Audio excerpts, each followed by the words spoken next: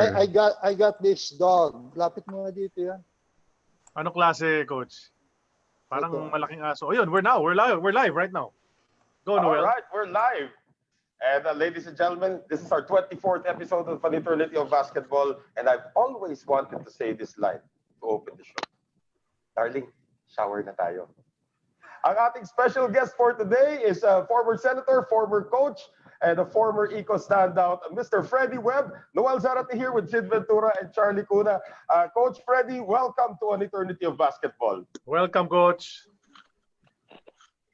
Maraming salamat for the invitation, and I hope all of us are in good shape and doing well.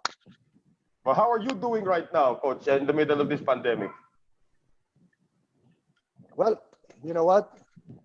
I have been blessed because, especially today, it was my second day to be able to go out of the house. Right now, it's like almost 100 days of lockdown. And we went to a place somewhere in the south, and I enjoyed. Life is good. It's a good thing you're keeping safe also. We're going to recount your journey as a young basketball player to all the success that happened afterwards. So let's get the ball rolling na dito, Coach Freddie. How did you fall in love with the sport of basketball? How old were you when you learned it? And when did you start realizing that you could be good at it? Well, I think I've been listening to a lot of your guests, and parang common denominator namin ay yung we all started at a very young age. I'm no different. I started off with a small ball, graduated to a medium, and then to the regular basketball. But basketball is my first love.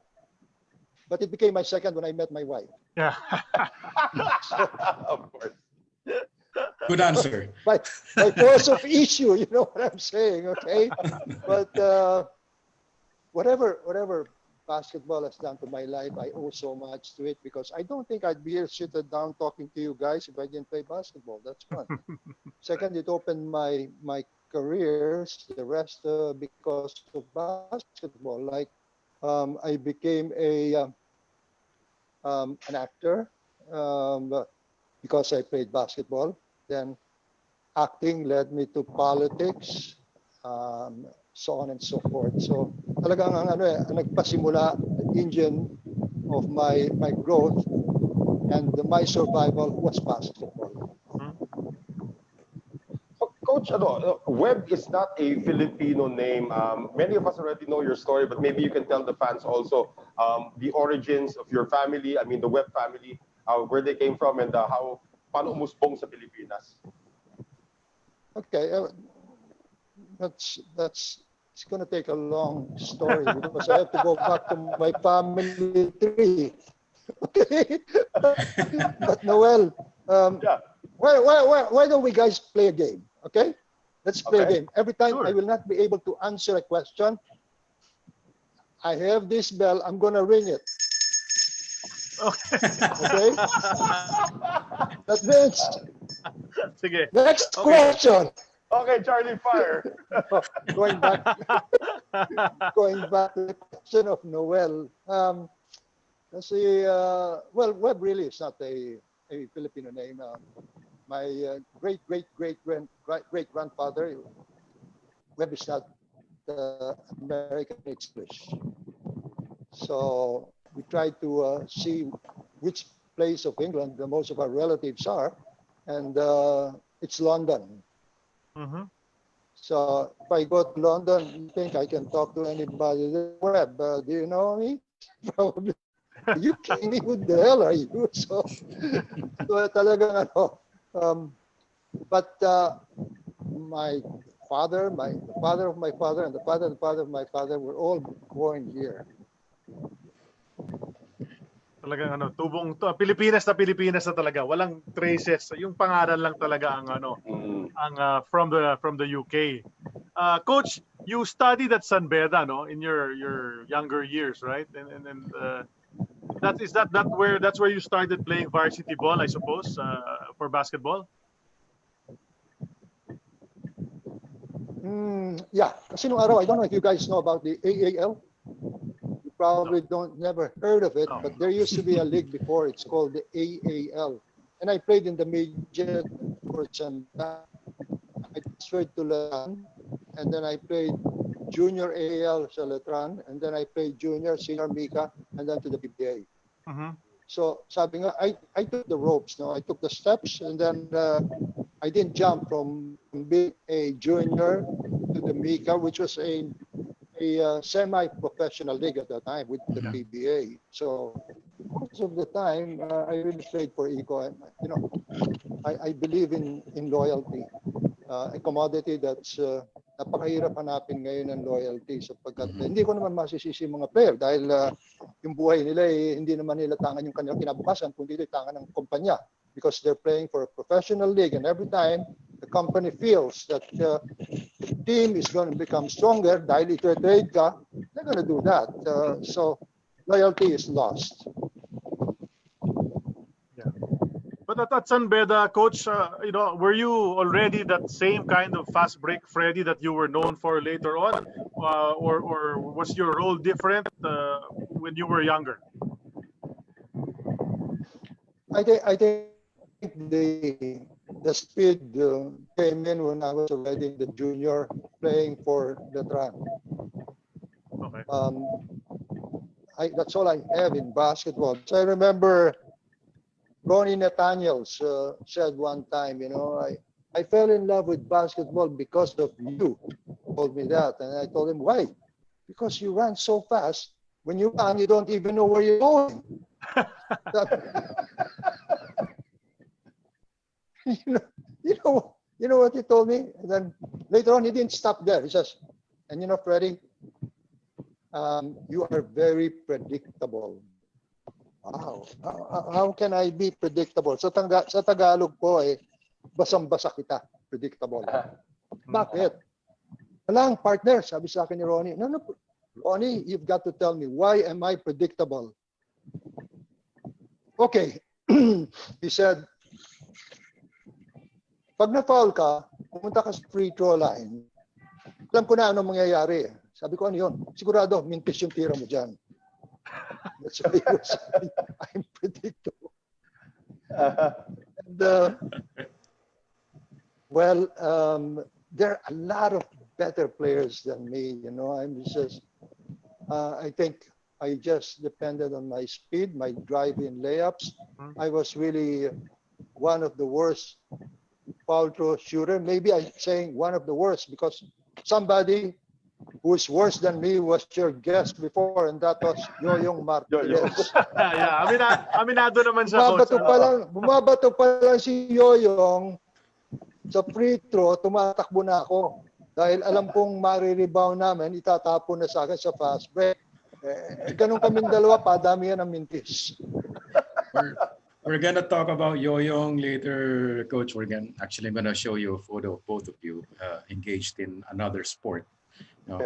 And he already gave his take on that, but we're gonna ask you your side of the story and what happened there sa photo na yon. But for the meantime, can you tell us naman about your stay with Letran, playing for the Knights from 1960 to 1964?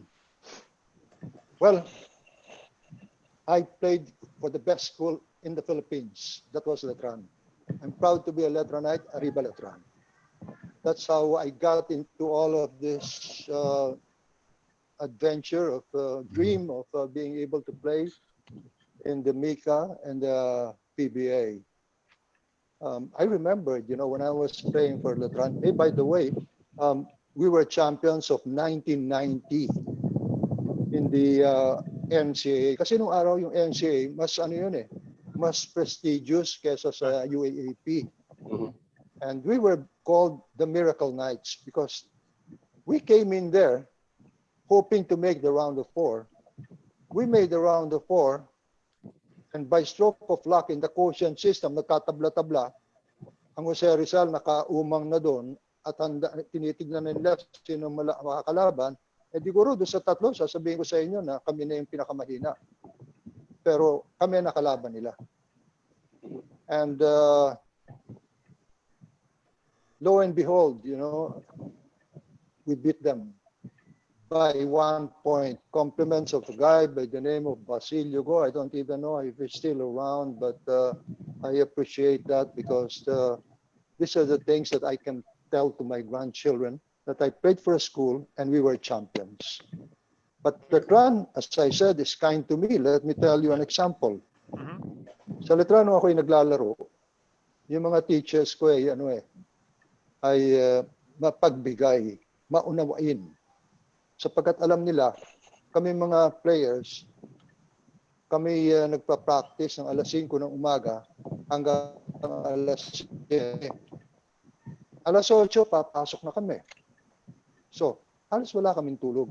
Kaya kung minsan, nahuhuli akong nakayuko doon sa aking mesa at yung aking katabing classmate, isinusumbong ko minsan ako, tinuturo ako sa teacher. Sabi niya, si Webb, tulog, sabing ganyan, di ba?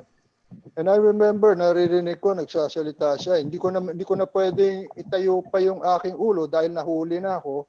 Pero sumagot yung teacher. Sabi ng teacher sa kanya, pabayaan mo na siya.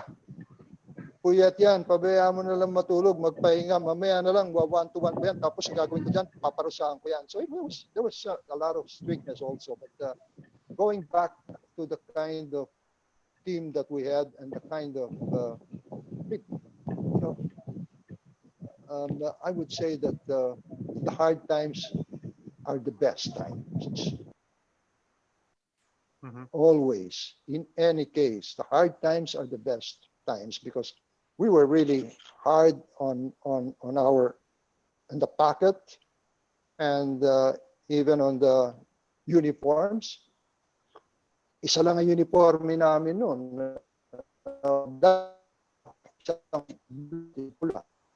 Wala yun, hindi ka makakapaglaro, no? And that even went on all the way to the makeup. But let me go back to Letran. So every 10 o'clock in the morning, we would go up because that is where we will have our merienda. Kakain kami doon. So pag kumain kami, naghuhulaan kami, side bet, ano ang laman ng tinapay, no? Ano ba palaman, di ba? So alam na namin madalas butter, no? Kumisa nasasamahan ng konting kapiranggot na manok na maliliit. Tapos pag kinain namin yon, nahanap namin yung laman, halos walang laman, pero kinakain pa rin namin. Tapos yung aming gatas, na isang basong gatas, parang tubig na ginamitan ng dropper ng isang gatas na hinulog to. Tapos yan ang iyong gatas. And you know what? So what? I mean to say, we did not complain. Never complained. We just kept on playing. That's why I said the hard times are the best times. Coach, how did that translate into your moving on? I'll skip one part. I'll skip the playing part. When you became a coach, also, did this influence the way you handled your teams, the way that you actually even probably brought up your family also? Well, in my first year of coaching, it was coaching made for heaven. I had 3 seasons there in my first year and I won it all. Sorry, hindi ako nagmamayabang, pero totoo, tingnan niyo yung record, di ba? We won it all. And then here comes the bad part about it. After that, I played some more. Then after that, the worst decision I ever made was becoming a coach. It is a thankless job. I'm telling you. It's not a joke. At times, I'd wake up in the middle of the night, nagigising ako, tapos sabihin ko sa sarili ko, paano ako natalo niyan? Di ba? Tapos meron na akong noon. Wala pang board noon eh. Papel at lapis para mabubura mo. Tapos mag-iisip na naman ako ng play. Pero kahit na anong ituro mo naman doon sa mga players mo, pagdating ng laro, hindi naman yan susunod eh. gagawin pa rin nila yung gusto nila. Because that is the difference between basketball and other kinds of sports. Basketball is a team sport, but remember, it's also an individual sport. And you give them these judgment calls, the free flow of being able to decide how you're going to play the game on a particular moment. That's why one of the best coaches during my time really was Baby Dalupan. But also outside of Baby, I went through Kaloy, who gave me a great chance to be able to play. And I also had the privilege of being a player of Prieto, Leo. What a guy, you know, very, very decent person. Now, going back to coaching, I said, you know, it's a thankless job. You know, sometimes I have so much headache that I have to drink Tylenol, aspirin. Sabi ko nga sa sarili ko, sa dami ng ininom ko na Tylenol, aspirin, and all of those that are medicines for the head, I should have ended up owning a drugstore. Sakit sa ulo, ha? Masakit sa ulo talaga. Sakit. No, but coach, you know, because you played for... sorry, Charlie, but yeah, go ahead. Ask the rest of the coaches. Yes. Pag ikaw ay napapagpanalo, alam mo na ang player magaling. Pero pambira sinasabi magaling yung coach. No? Pagkatapos yung mga tao nasa likod mo, ng bench mo, na pag napapagpanalo ka, palakpak ka ng palakpak. Di ba? Pero pag napapagtalo ka na, akala mo mas marunong pa sila sa player. Di ba? Lalo na sa coach. Sisisihin na nila. Tapos kung ano na mga chismisan dyan. Pati naman pinasok si gano'n. So, wow. But I salute the coaches nowadays because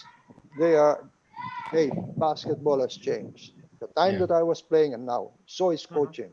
Nung araw, ang basketball is masasabi nating hobby. Di ba? Libangan lamang.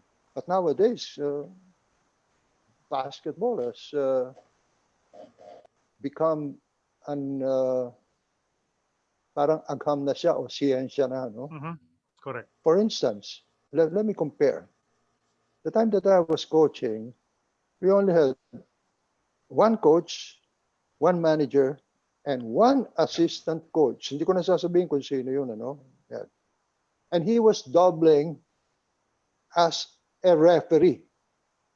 Pagdating ng practice, yung aming assistant coach, siya yung referee. So you could imagine, di ba? Ngayon, alam ba ninyo?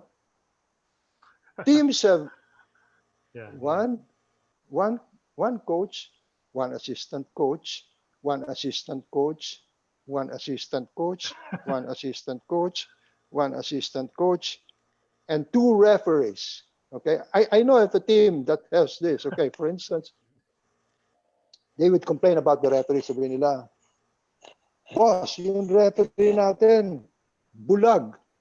Sabi ng may-ari sa kanila o yung management, hindi mabuti yan para masanay kayo sa bad call.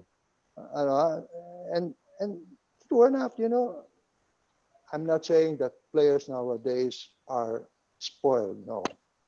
I think it has come to a point that they're getting paid well, which is what they really should be getting because may limitation yung aming profesyon, di ba? We only can play up to maybe 30, 31, 32. Swerte ka pag umabot ka ng 35 dyan. So, limited. Well, I think Coach Al Francis Chu said it best. You know, he's always had this line that he tells coaches. Dalawa lang daw ang klaseng coach, yung pinalitan at yung papalitan. That's what that's what he always likes to tell aspiring coaches. So that's why he's no longer entertaining coaching offers though. Okay na raw siya as program director for San Miguel because he really also went under a lot of stress when he was coaching different teams. So, Coach, we were looking at your bio, no, and speaking of coaching, it says that in 1965 you actually coached Letran. Is that correct? Sorry? No, it says that you coached... Charlie, pakiulit lang. Yeah, Coach, it said in your bio, it says that in 1965, which is just a year removed from your stint as a player in Letran, you actually coached the Letran team. Is that correct? That you coached Letran in Yes, 1965? that is right. How did that come Yes. about? I mean, you're a fresh graduate and you were one of the stars of your team, but why did the school get you as its head coach? How did that happen? Okay. There was a time in the NCAA na na-suspend yan yung game and away, na kung saan yung laro, kung minsan doon sa kalaban mo, kung minsan home and away ang tawag, di ba? Right. So that's what happened. When it got suspended, I decided, I might as well coach my alma mater. So I did. So that means I'm already out of the NCAA, and that was the time that actually, you know what? I'm getting confused now. Was it 65? Because at 1965, I was already playing for ICO. That's right. Yes. Oh, yes. So That's true. I don't think that I coached Letran at that time. Okay. Mm-mm. Yeah, But did you coach Letran while you were with the Eco and Mika, or was it later on pa after your playing career pa completely?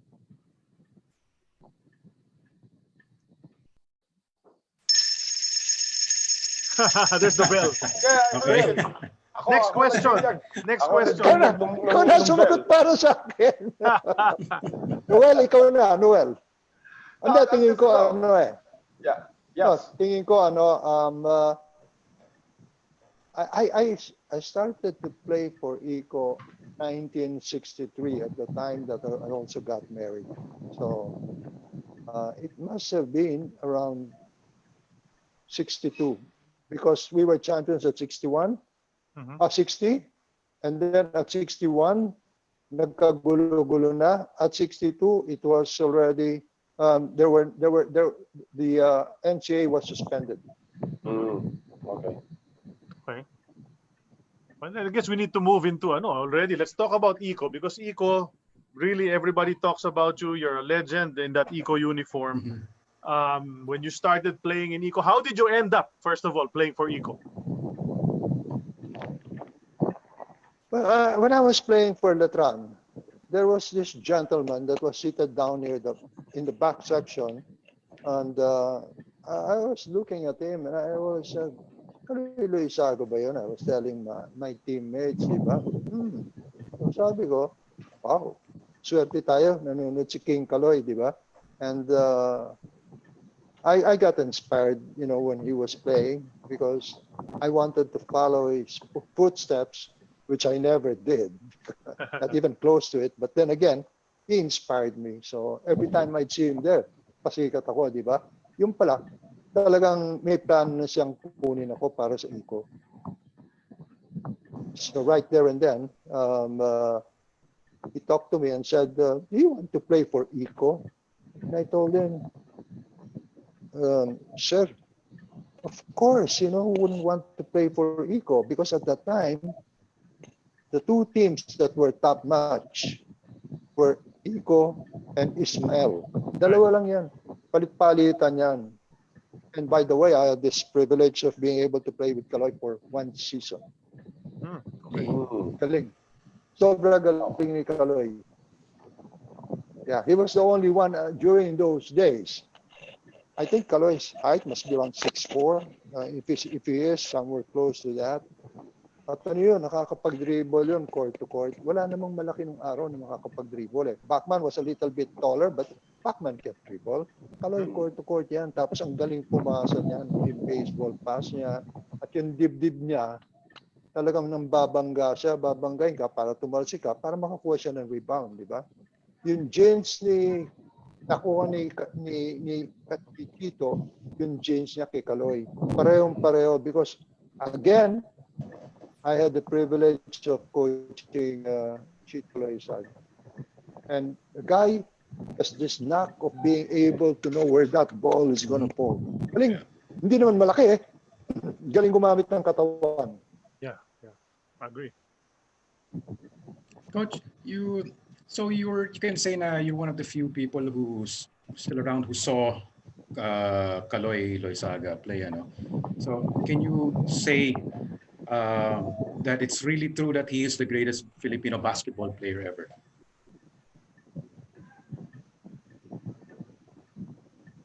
During, no doubt. But if Kaloy were to play in these times of ours, then I wouldn't be able to guess. But he was chosen the best top 5 in the world. He must be really good. Yeah. What did you pick up from Kaloy Loizaga, Coach, during that one season that you were together? I'm sure it must have been very memorable for you.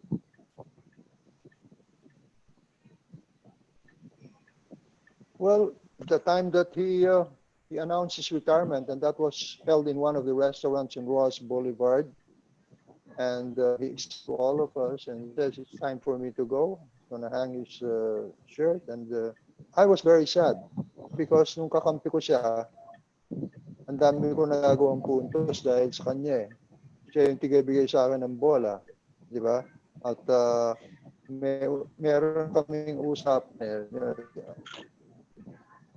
I am not a good basketball player. All I know is to run. So just gives me that space to be able to get that ball away. And he knows, may usapan na kami. Sabi niya, pagka nagdi-dribble yan, iloload ko yung kaliwa niya, magdi-dribble niya sa kanan, doon mo kagawa ng bola. So we had this way of being able to play as partners. But when you were with Iko, Coach, it's a who's who really of Philippine basketball greats on that team. No? I mean, of course you're one of them, but there's a whole bunch of other fellows who played for Iko. Can you tell us about all these great teammates that you had, different characters? Who was the guy who set screens for you, who passed you the ball? Dun sa lineup na yun, ang dami magagaling na naging kakampi mo, Coach. You know what, gentlemen? I lost you for a while. Can you just repeat the question? I'll say it again. Iko, when you played in Iko, you played with so many of the greatest in basketball, Philippine basketball history.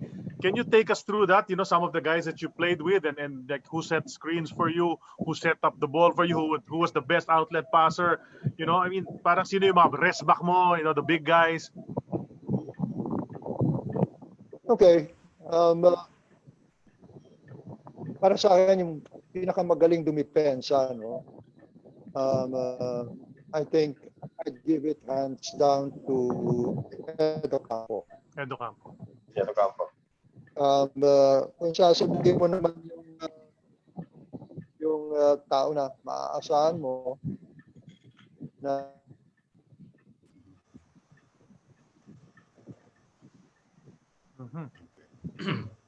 We lost Coach Freddie there. Okay. Ayan. Okay. Coach, one more time. Naputo lang there, ulit. we're back. Yeah. Yeah, you were saying lang after Edo Campo, Coach.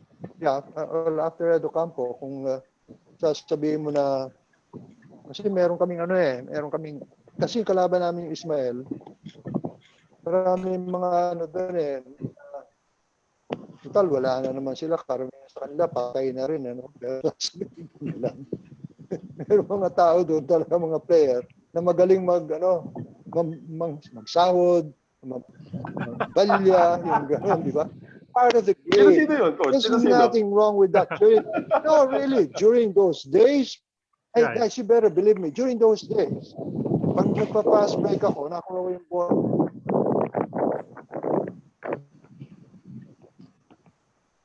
Wala. Yeah. And that was Engracio Arasas. Nakita ko na lamang, si Arasas, nakita ko na lamang, tama ulo ko. What care? When you're young, you never think that the other party is trying to hurt you or trying to stop you from scoring whatever the purpose is. I don't care. To continue, I had the luxury, I don't know if you know the play, Bert Iburan. I think Bert was a player that can really shoot. And then one of your guests. Oops. Yeah. Just having some technical difficulties at the source. Yeah, Yeah, go ahead. yeah. Yeah. Sorry? Coach, continue. Yeah. Sorry? You're back, coach. You're back, coach. Yeah, you Yeah. nawala ka I didn't get it. saglit. Yeah, now you're back.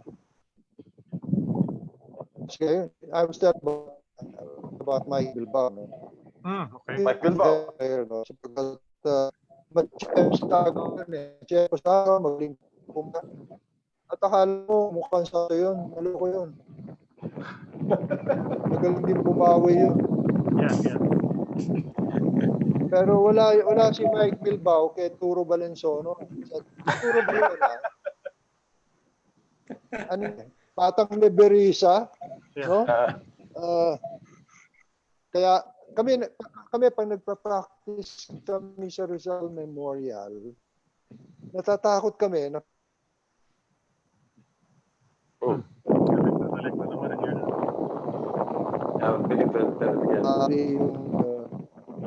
yung radyo ay baka wala na ron. Ano? Hi, coach. Ang nilalapitan lang namin si Turo. Ano mo kami kay Turo? Turo, ano ba yung nangyari dito? Bala dyan. Papahanap ko yan, mga loko yung mga yan. Ganun, di ba? And Turo was very helpful in that way. No? And minsan nga, nawalan ako ng radyo sa Volkswagen ko. We were playing a practicing in Memorial. So kung kagad ako kay Turo, sabi niya bukas. Sabi niya, radyo. Sabi niya, please naman, ikiusap ako ba?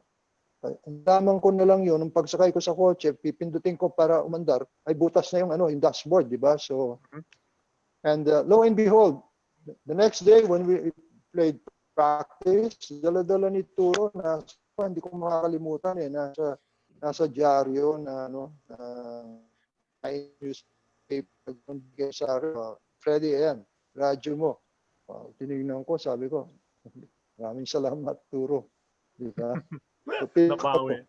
Nabawi niya. Yung radyong nawala sa akin, walang kakwenta-kwenta. No? Pero yung ipinalit sa akin, blue punk. No? You know what it is. No? Yeah. Of course. Volkswagen or original radio of Volkswagen, a blue punk. So, wow, tuwan-tuwa ako. Dinala ko na, pinakabit ko na. Sabi nung magkakabit sa akin, naghihintay ako, sabi, sir, may problema dito sa radyo, sira.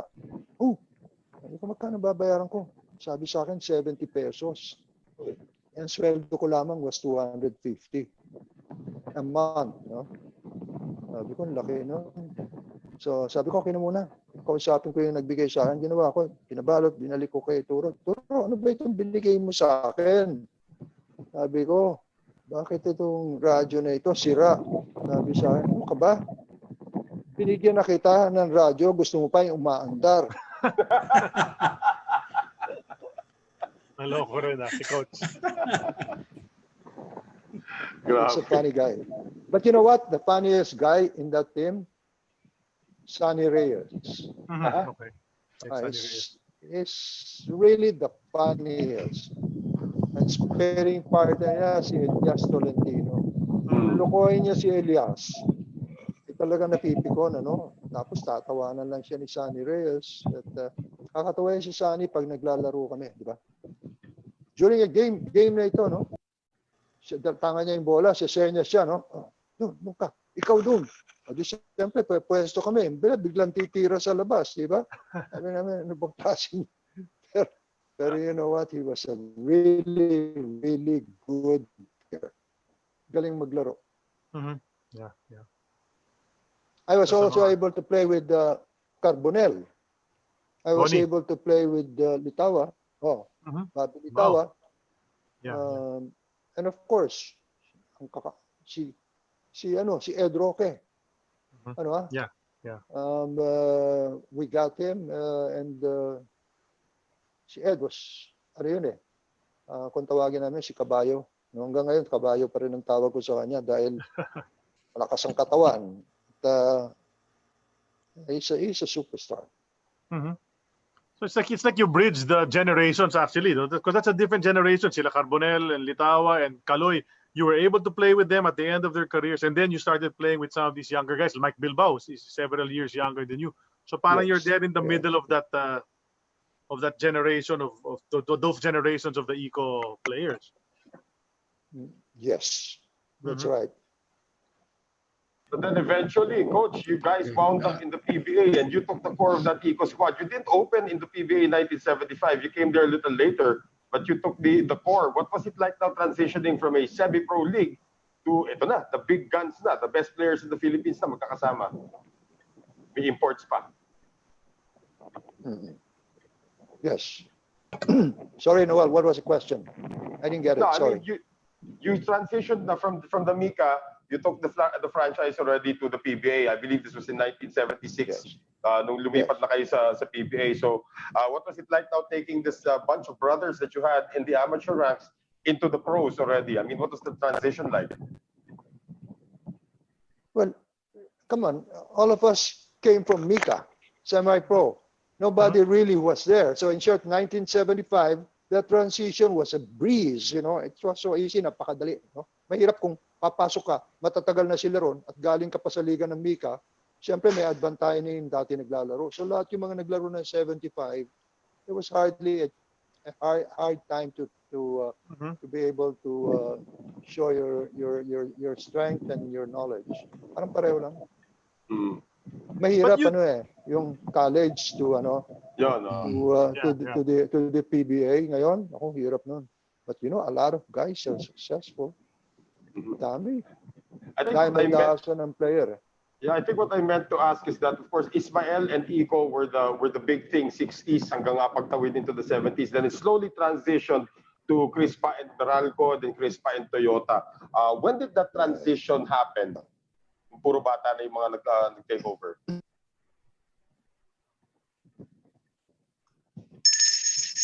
Okay. Twice na. That's me. Twice. Dalawa. Let me try to answer it, no, but I'm not sure if this is right, no. Yung transition na yun, kasi like si Jaworski, do you know that he played for Eco first than any other team? Yeah, right. Yeah, that was his first team. And we were very happy, you know. We knew that the guy was going to be great, you know. And at the time, he was already a great player. So then all of a sudden, I don't know what happened in between, but he left us and went to Meralco. At saka naalala ko yung guest niyo minsan, si Atoy Ko, di ba?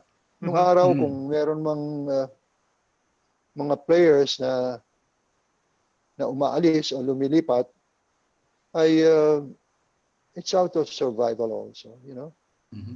Napakababa ng sweldo namin eh. Ibig ko sabihin, at that time, how many players really had a car? I was already playing in the Mika and I was still riding the bus. And I had just enough money just to be able to maybe take a sandwich or sometimes a pizza, but that was it, you know. Yeah. Hey guys, I'm not complaining. I'm just talking about my life. Yeah, that's right. Pero coach, during that period also, you also represented the country in Munich, the Olympics, and that's actually the last time that the Philippines sent a team, men's basketball team to the Olympics. Can you tell us about that experience? Yes. Let me go backward in time before the 72 Munich Olympics. Right. Let's go to the 68 Mexico Olympics. Mm-hmm. Okay. I was a member of the team till the last minute. Okay. Meaning 15 kami, pero 12 lang ang pwede. Mm-hmm. So 3 yung kailangan alisin. At kasama ako dun sa tatlo, no? Mhm. Si Melencio, I think Ed Roque, and myself, no? Okay. So I didn't make that team. And Don Manolo was very mad at Kaloy because, I was his player. Bakit hindi mo pa nga naman kinuha, di ba? But Kaloy had this reason. So I didn't take it personal. But, I took it like a challenge, na next time I'm going to make sure I make the team. So I made the team all the way to the 72, 69, 70, ABC, Asian Games, SEA Games, and all of that stuff till 1972. So, sometimes when you fall down, you realize how not only important, but how nice and beautiful it is to be able to stand up. Mhm. So tell us what happened sa 72, Coach. A lot of things happened in that Olympics, actually. Oh, yeah. Well, Yeah. that,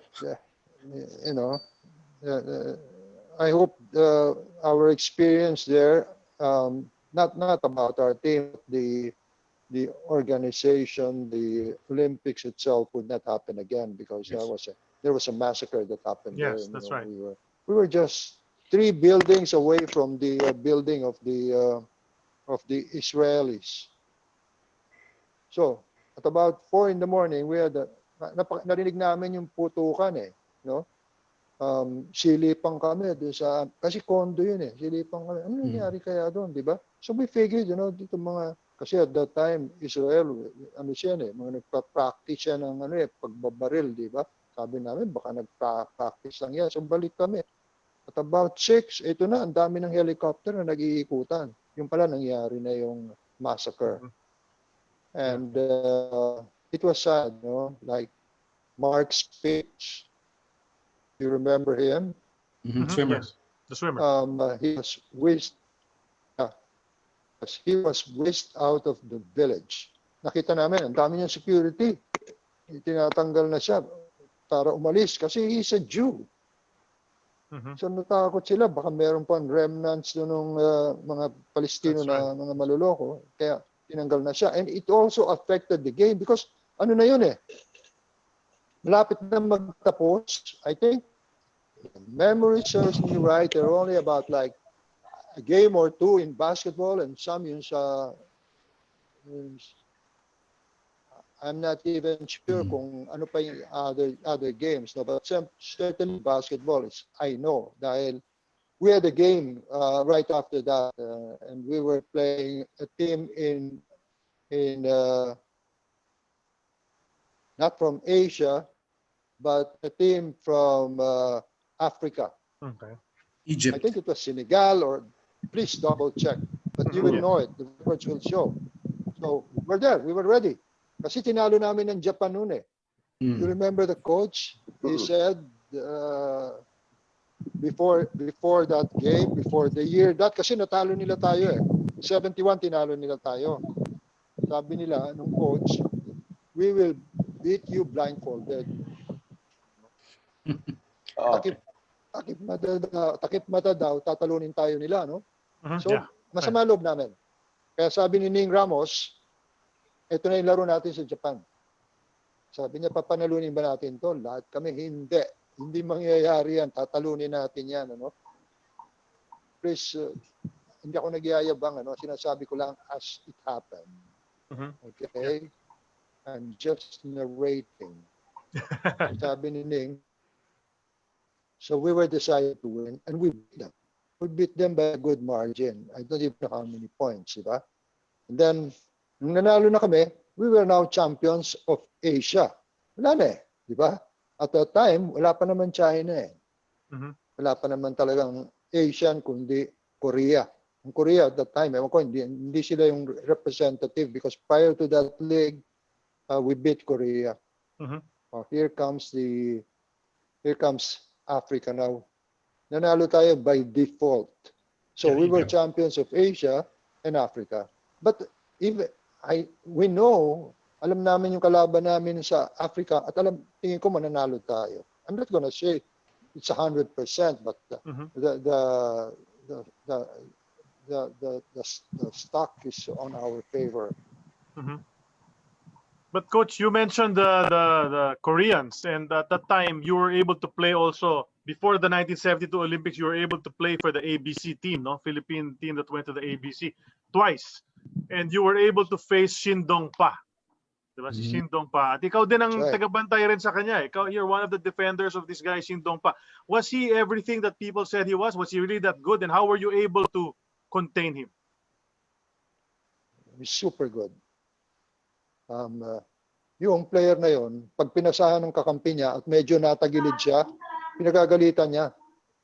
Ayaw niya na pwedeng masahod siya, masaktan siya, ganun, di ba? And I don't blame the guy, because without Shin Dong-pa, Korea could not win a single game. Hindi naman. Would not win a lot of games. But then again, here, in 1971, I remember distinctly, naalala ko ito, no? Dahil this was the night that the night that we played them was the night before the election dito sa Pilipinas, no? And this was an election of the councilors, mayors, sumali ko noon as an independent, no? Long shot, di ba? So iniisip ko, dahil ang mga kababayan natin manunood at talagang gustong-gusto nilang talunin natin ang Korea, siguro kay Shin Dong-pa laro lang yun.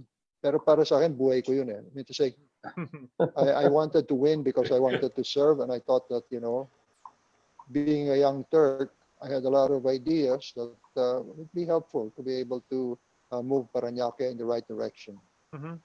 So, talagang nakadikit ako sa kanya. Yung biro na kahit na nagpunta na sa restroom, kasama pa ako, talagang kulang na lang gawin ko talaga sa kanya. Yung talagang, yung mata ko, my head, my heart, my will, were all directed on him. I would look at him straight in the eye, and I was telling myself, hindi kita pagagawin. But still, he made a lot of points, but not his usual. His average was about 35. He probably made about 22. I have to go back on that record. Nakatulong ako. I'm not saying we won because of me. No. I helped a lot because I was assigned to Shin Dong-pa. Alam ko, tag team kayo ni Edo Campo din doon. Edo Campo was actually one of the guys credited to finding the antidote to Shin Dong-pa. That's right. Oh, hey, do you remember that league of sa Spain? I forgot the year. We called it the 5'11" and below. You never heard about it? Sumali tayo ron. No. It was held in What Spain. year? And we did very well. We would have won against the United States, except the referees called the charging foul on Edo Campo. Kung hindi, panalo tayo because we were ahead by 1 point. This American guy goes for a drive in, and then what Edo Campo did, let me rewind. They were ahead by 1 point. Edo Campo had the ball, no? Instead of passing to the right or to the left, he decided to go all the way, no? I'm not blaming him, but, things happen. Pagtingin mo sa goal, akala mo, mayayari mo na, di ba? But it was a bad decision, but, those are judgment calls. So we lost by 1 point. Yeah, breaks of the game. Nangyari rin kay Alan Kaidik yan. Yeah, offensive foul nga lang siya. And Alan Kaidik's actually watching us now, so he knows that feeling.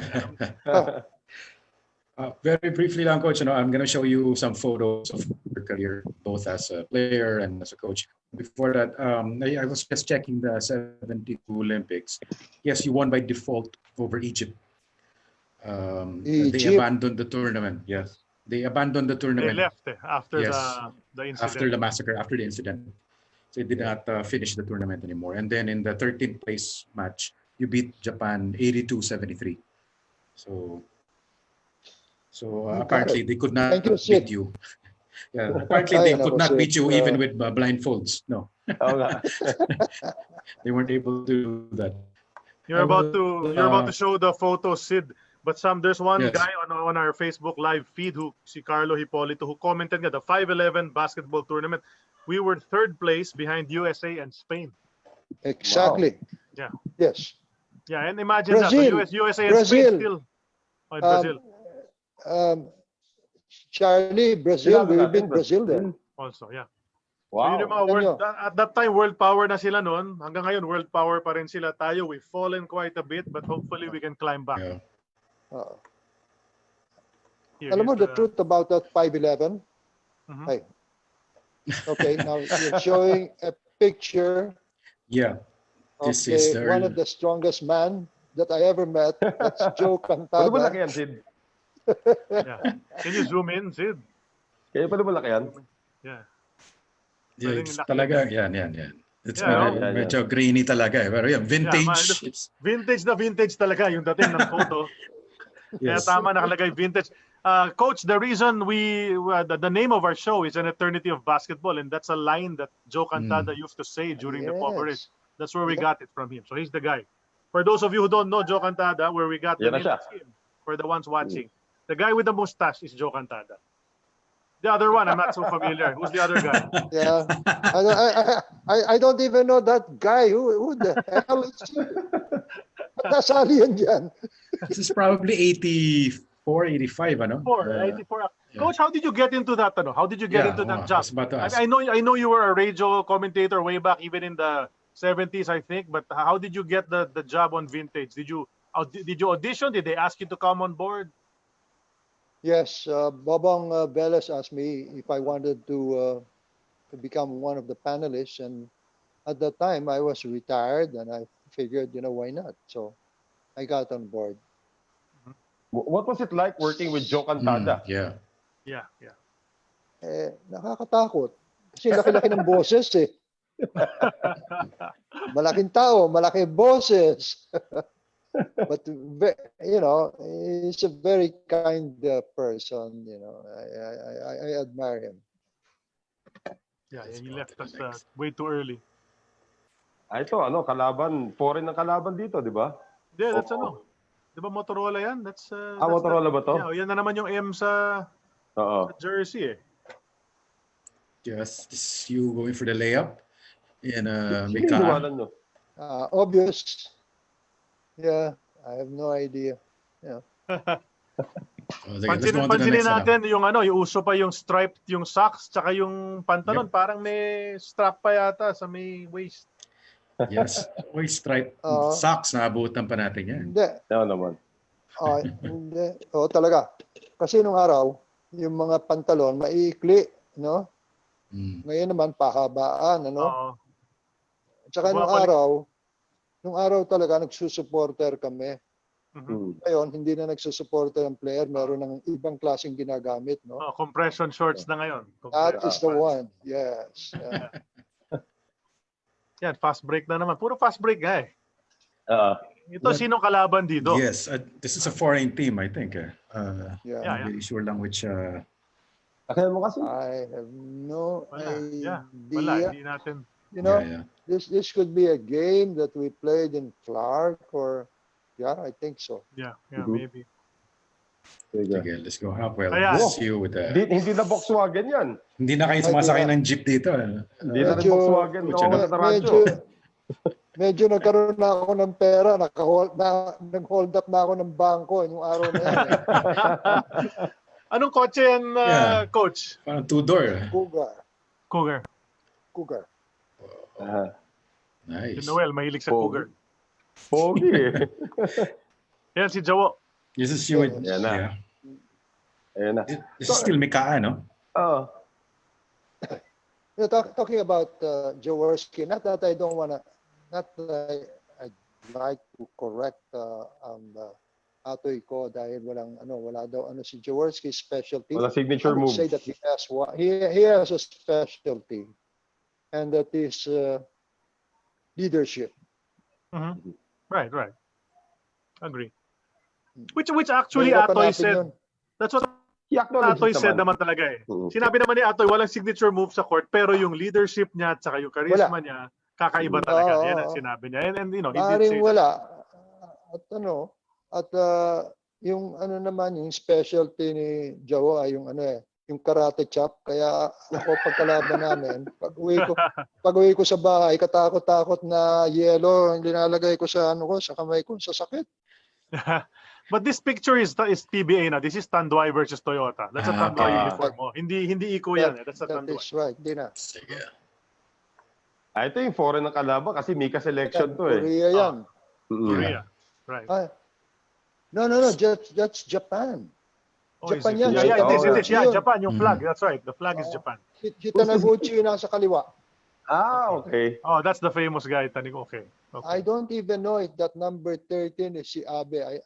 I can't say. But Ano ba height ni certainly, Abe? 7-footer yun, di ba? maliit lang yun. Maliit Maliit lang lang. ba yun? Maliit lang to. Sa Abe pala yung malaki, oh. I would say 5'8", 5'7".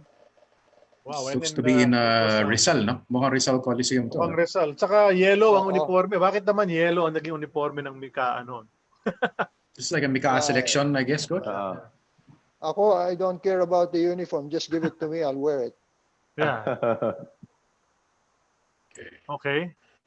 Sige. So this is your coaching. Oh yeah, this is Ito, Coaching days naghuhula na, no? kami kung sino yung mga missing dito. Yeah, can you take us through this lineup, coach, starting from the I top? will try. I will try, Here, Seated on the left, I Okay, would say left. that is Noni Robles. Noni Robles. Noni Robles, Okay. yeah. And then Frankie Lim, Frankie. Mhm.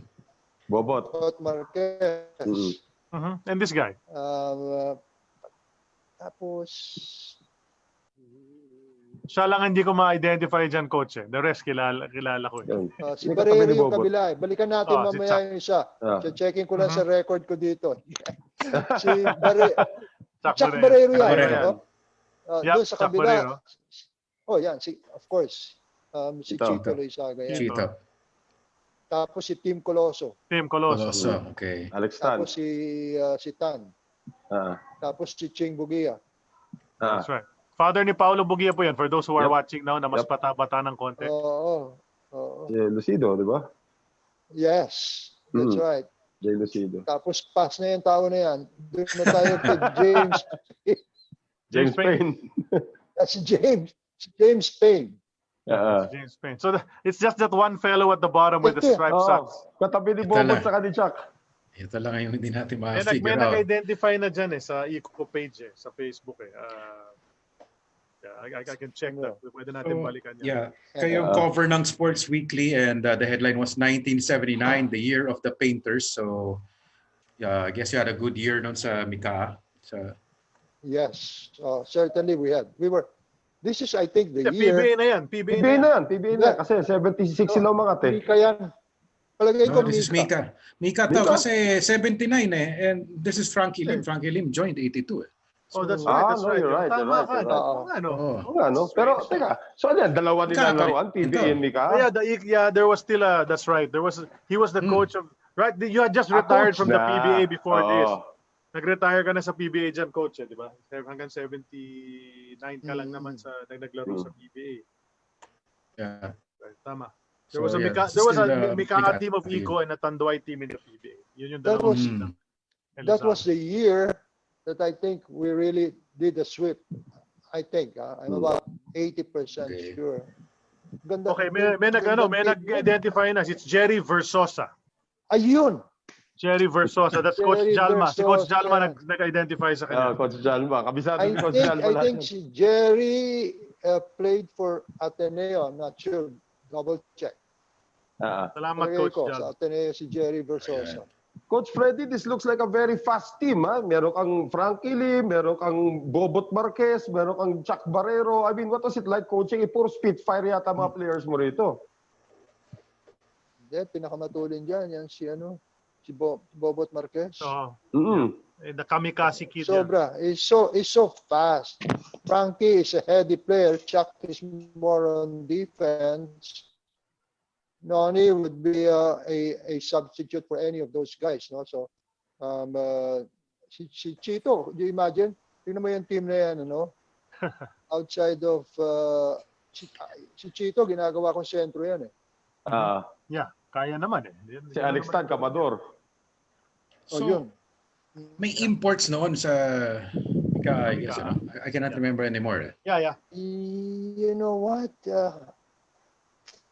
Si James Payne married a Filipina, no? So I don't even know where he came from. I can't even remember, how he got into the team. But ano yan?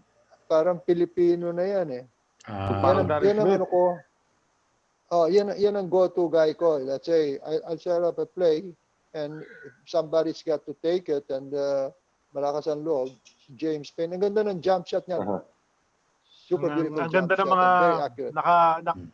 nakaabang yung mga fans talaga. They're really watching us right now. No, someone mentions Alex Marquez was NCAA MVP, and Jerry Versosa was the team captain of Ateneo, and was the NCAA Finals MVP in 75 and 76. Ba? Okay. Powerhouse talaga. And we have a message also from Jay Mercado. Yes, James Payne was just allowed by Mika to suit up as a local. Maybe nga just because he was married to a Filipina. Okay. Wow. Thanks for the clarification, Jay. Okay. Thanks, Jay. As usual. Okay. Okay. Ito, Can you tell us ito, about this one, Coach? Poster. Ano naman tong picture na to? Diba? Can you explain this picture, Coach? Wala. Forma lang yan. Wala naman yan.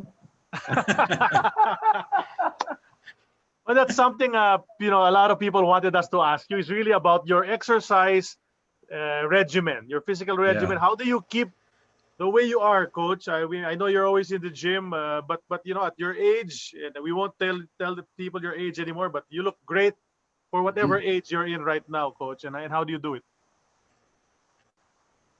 When I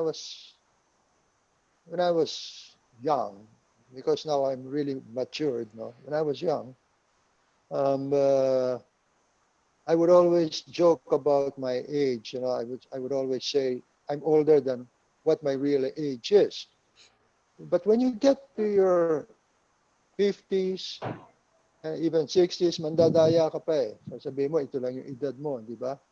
And now I am 77, so I am happy and blessed to have reached this age of mine, because some people never get to become old. So I couldn't ask for anything more. Now, trying to exercise has been my love and my desire.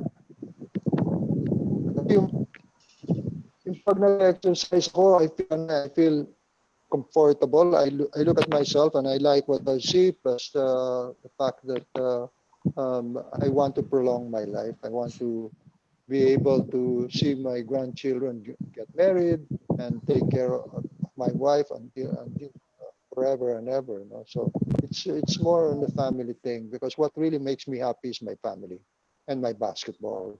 But, even up to now here in my house, I have Jason, Joshua, Noah, and I've got a little grandchild. His name is Ezra. He's about 12 years old, but he's big and stocky, So we play ball here. We enjoy. I want to go back in memory lane. Sabi nga ni Lito Gorospe, di ba? Many moons ago, and not only many moons, but uncountable moons ago, when I was still young, I didn't expect that I would be able to play basketball, because there was a portion of my life that I had asthma, and I almost gave up. But I told my mother didn't want me to play, because she was scared that something might happen to me. But I disregarded. Let me tell you a story, but this is true. Araw na naglalaro ako ng basketball, sa San Beda may covered court doon. So meron ako madalas na yung pamasahe ko na para pauwi, di ba? And yung araw kasi, pag may papel ka, mayaman ka. Kaya kami lahat, coins lang kami, coins. Pag naglalaro ko, pag tapos na, alis na ako, hindi ko alam, nahulog pala yung coins ko. Kakalaro, you know. It just pops out of your pocket. So what I would do is I would walk and run all the way from San Beda to Cubao. Wow. I would do that, no? And then pagdating ng certain portion of Cubao, I was only about maybe 13 years old, 12 years old. I can't remember anymore, you know. I could be younger yan at the time. And I was scared, you know, because gabi na eh. I was scared that my mother would get mad at me, and I would run really fast just to be able to come home earlier than expected. And she wouldn't believe me na nawala yung pera ko, di ba? Kaya yung mga bus, pag sumakay ako, pagod na pagod ako, di ba? Siyempre, pag natulog ka sa bus, medyo na ganun ka eh, dun sa sandalan, di ba? Ganyan ka lang. Pagkatapos, hindi ko alam, lumampas ako sa babaan ko. Bigla na lang ginising ako minsan ng konduktor. Hoy, sabi sa akin, di ba dapat hanggang Cubao ka lang, nasa Marikina na tayo? Sabi ko, pasensya na, patulog ako. Dahil, bibigyan pa ako ng leksyon na nandoloko ka lang, talagang ayaw mo lang magbayad. So what? You know, I just loved basketball, you know. You guys never know how much I loved the game. I adore the game. Well, Yeah, another one of those. yeah, another eco. Yeah. Going for a layup as an eco player. Is there any significant reason, Coach, that you chose the number 14 as your jersey number? Yeah, because of Kaloy. Kaloy was 14 eh. Yeah. Yeah. Okay. So nung nag-retire siya, binigay niya sa akin. Oh, dahil yung number na yan. Okay, passed on pala from Kaloy mismo. Ito, Ito mga rookies mo yan, yung 85, Coach. Oh, yeah. Oo. Halos lahat yan, rookie lahat yan, no? Lahat yan, eksakto. All Sa 6 of them. kanan, Si Leo. yung kanan. And he And, won the Rookie of the Year award. Tama. Yes. Yeah, we had him also on the show. That's Aldo. Then Si Aldo. Aldo Perez, no? Aldo, Aldo Totoy. Perez yan. Yeah, Totoy. Totoy Marquez. Marquez. Romy. Romy Ang. Romy Ang. Romy Ang. Yeah. Santiago. And, Isa. Santiago Cabato. Cabato. No? And Hubinal. yeah, because siya lahat drafted in every round dun eh.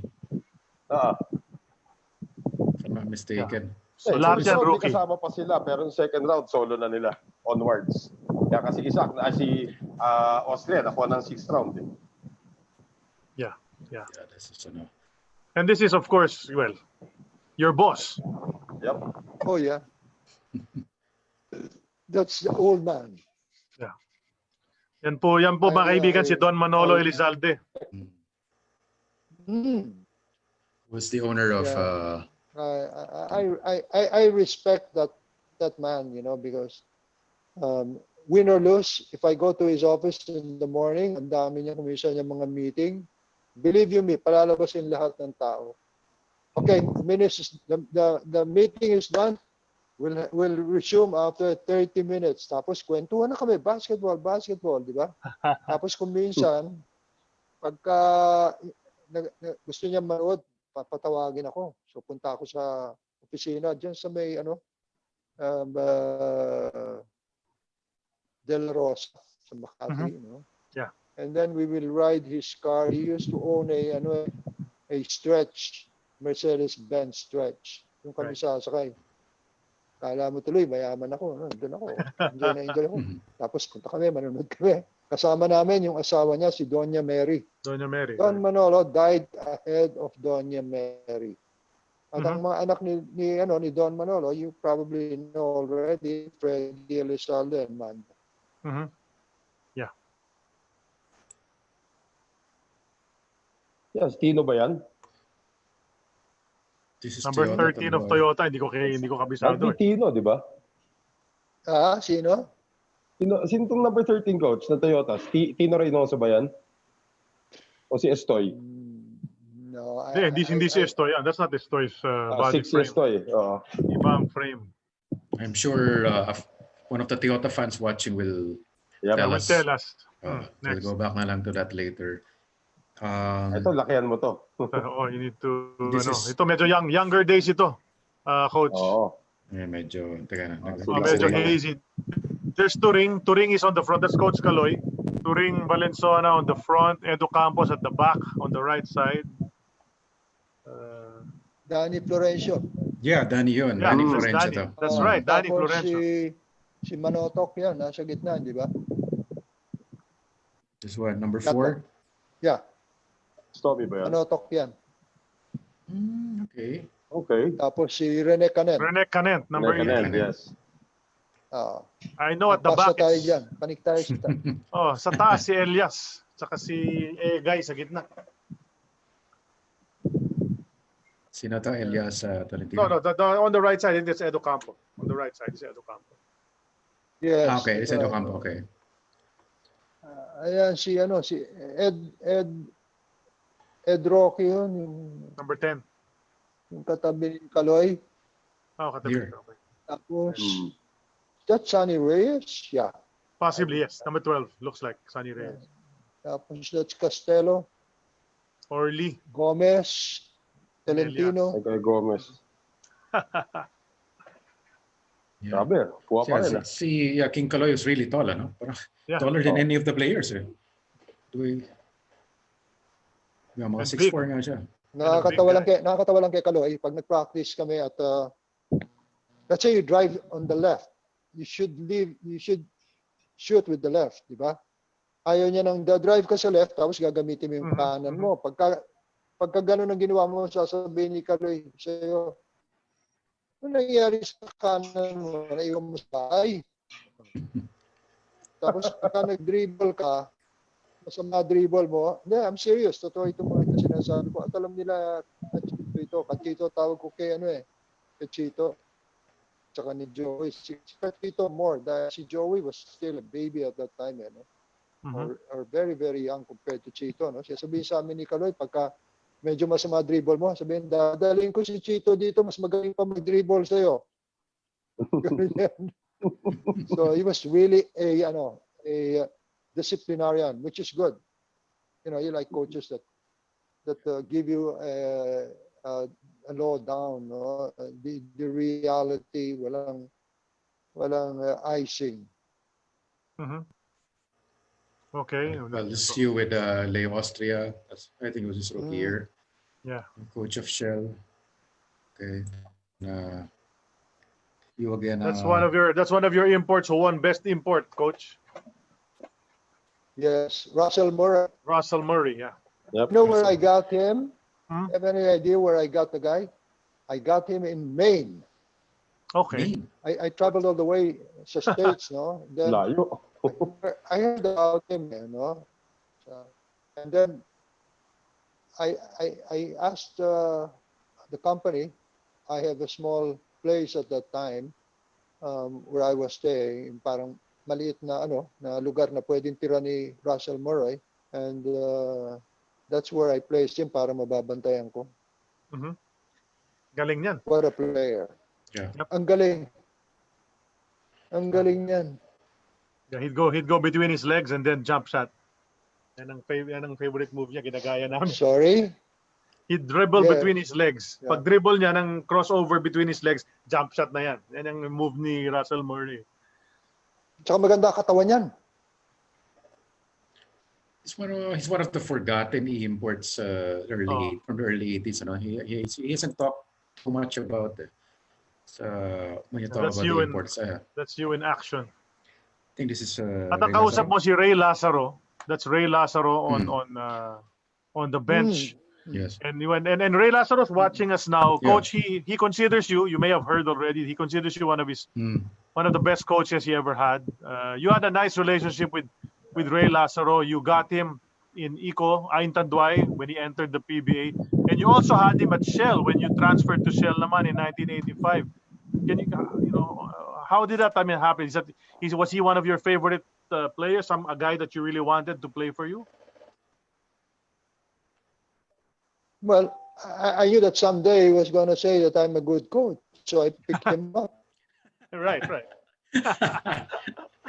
Actually, actually, you know, alam mo, pinapakinggan ko kayo noon nung kausap niya si Ray, and when he said that I am one of the best coaches, I almost fell down from my seat because that's not true, you know. But I owe him a lot for saying that.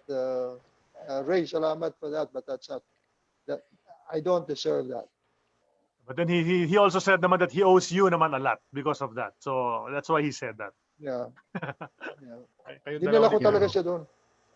Yeah. He was one of the conditions when I picked up the team from Shell. No?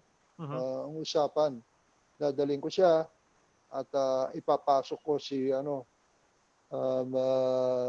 si Austria, si Leo.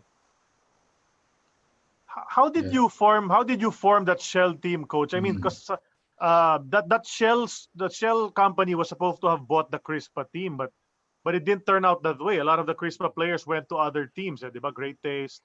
So it was only Philip and Bernie and who's the third one that went to Shell? Cristobal.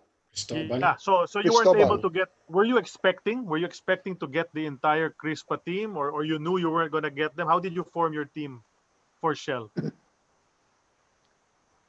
Well, it was Tommy Manatok that called me up and asked me if I was interested to coach Shell. Mhm. Sabi niya, these are your players and merong bakante na 3, 4, gano'n, no? Sabi ko, I'm interested because I thought it was a good team. And we were runner-ups in one of the Yeah. Your first, all Filipino. leagues, All Filipino. first. That's right. Yeah, it was a game between Great Taste Tama. and Shell. We lost to Great Taste in the best of yung panahon na yun, parang was it best of 5 or yeah? Best of 5, I It was think. best of 5. I think you won one game 3-1. But Great Taste was at That its is peak right. nun eh. Yeah. They were at their peak nun, ano? Oo. Tama ba ako na nandun si Ricky Brown? Yes. He was Ricardo there. Brown was there. Yep. Oo. Ang lakas nila talaga, pero lumaban kayo. Ito, pelikula na. Ito. Fast Break. Co-starring Robert Jaworski and Freddie Webb. What year was this, coach? Would you remember? This is PBA days na ba to or ano pa rin? I cannot remember that, but I know the film, kay FPJ yan eh. Yes, FPJ Productions. Hilariously Presents. So, apparently comedy ito. Comedy ito. Kasama si Chichay eh. Wait, I think we lost You it. guys saw the Was that, coach? Ayan, coach. Sorry, what was that, coach? okay. I don't know if any of you guys saw this movie. It's about snatchers. Kami ni Okay. Sunny, mandurukot kami and it was called fast break kasi pag nakadukot na kami, mabilis na yung pasa ng kung ano man yung nakuha namin, di ba? Remember, Okay. that's only in the movie. Right. Bad to do those things. Wala palang kinalaman sa basketball. It's about snatchers. Pagiging snatcher. Kaya pala fast Well, break. in a way, it is because I don't know if there was a portion there na tinatapon namin yung palagay mo yung bag or whatever. I cannot remember. Next photo. Well, this is a Tanduay team. There's Frankie Lim and Yeah. Frankie, Eli Capascio, this Mike is Eli Bilbao, Capascio. Vic Sanchez, Jimmy Manansala. Yan ang mga nandyan eh. And look at you, coach. You're wearing a Barong Tagalog for your Yes, coaching. that's why I included this photo. Para you were wearing a barong that day. Usually, coaches, but That must have been my birthday. So here's we discussed this lengthily with Yan ang Yoyong. tinatanong ng tao. Who won? Who won the 100-meter dash? in the, what do you call it, the Super Games? Puro artista Well, kalaban. At Olympics. Star Olympics. Star, or something like that. Yeah. Before it was Star Olympics. Is that Yoyong? Yes, Yes. yes, Yoyong. Off the starting blocks kayo dyan. And a lot of fans have been asking us who Madami, won. madami pang buhok si Yoyong dyan, ano? Oo nga. That's right.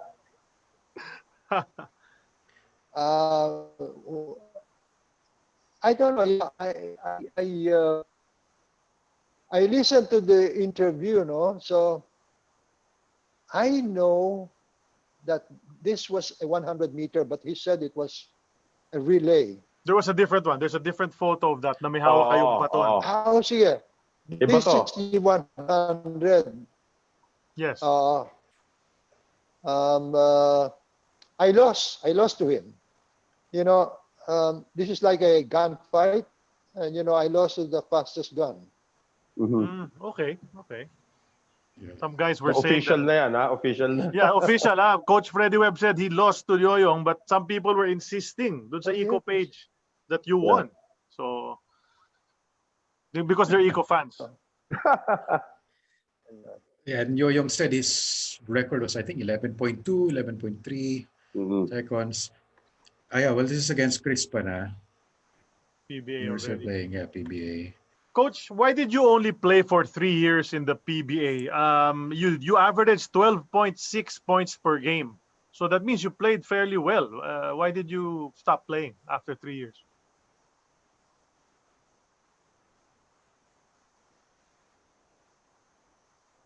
I can't even remember.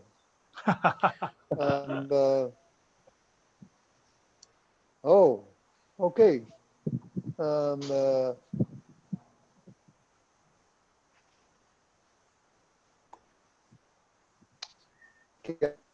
Sorry, guys.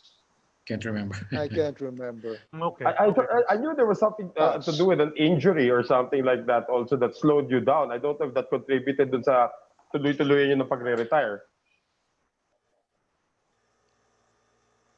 Yes, the hardest thing for an athlete is to say goodbye to the sport that he loves. Napakahirap yun to hang your shirt, no? But Right. I didn't want people that used to be applauding, clapping, cheering. All of a sudden, are the ones that would start to boo you and say, "Laos ka na," yung ganon. I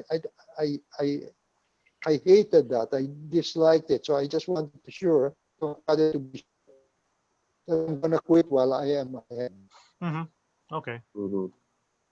Very quickly lang, I think this is a 1972 Olympics picture, Coach. Yep. This is Jimmy Mariano. Yeah, Jimmy's at the back. Yeah, actually, I have a question Embong. about the 72 Olympics. Coach, napanood nyo ba yung game between USA and USSR? Yung nanalo USSR nun eh. Were you there when that happened? The controversial ending. Controversial ending, oo. Who's asking? Charlie. No, that's Kami Noel. dalawa. Kami Noel, dalawa. It's Noel. Well, you're Noel. asking. Okay. I was there. Wow. It was unfair that the U.S. lost because twice they took through a coin from the backcourt to their court. Then the referee said, wait, because the clock is not moving or something to that effect. I think the U.S. coach was too cocky. He was already rejoiced. You know, they were.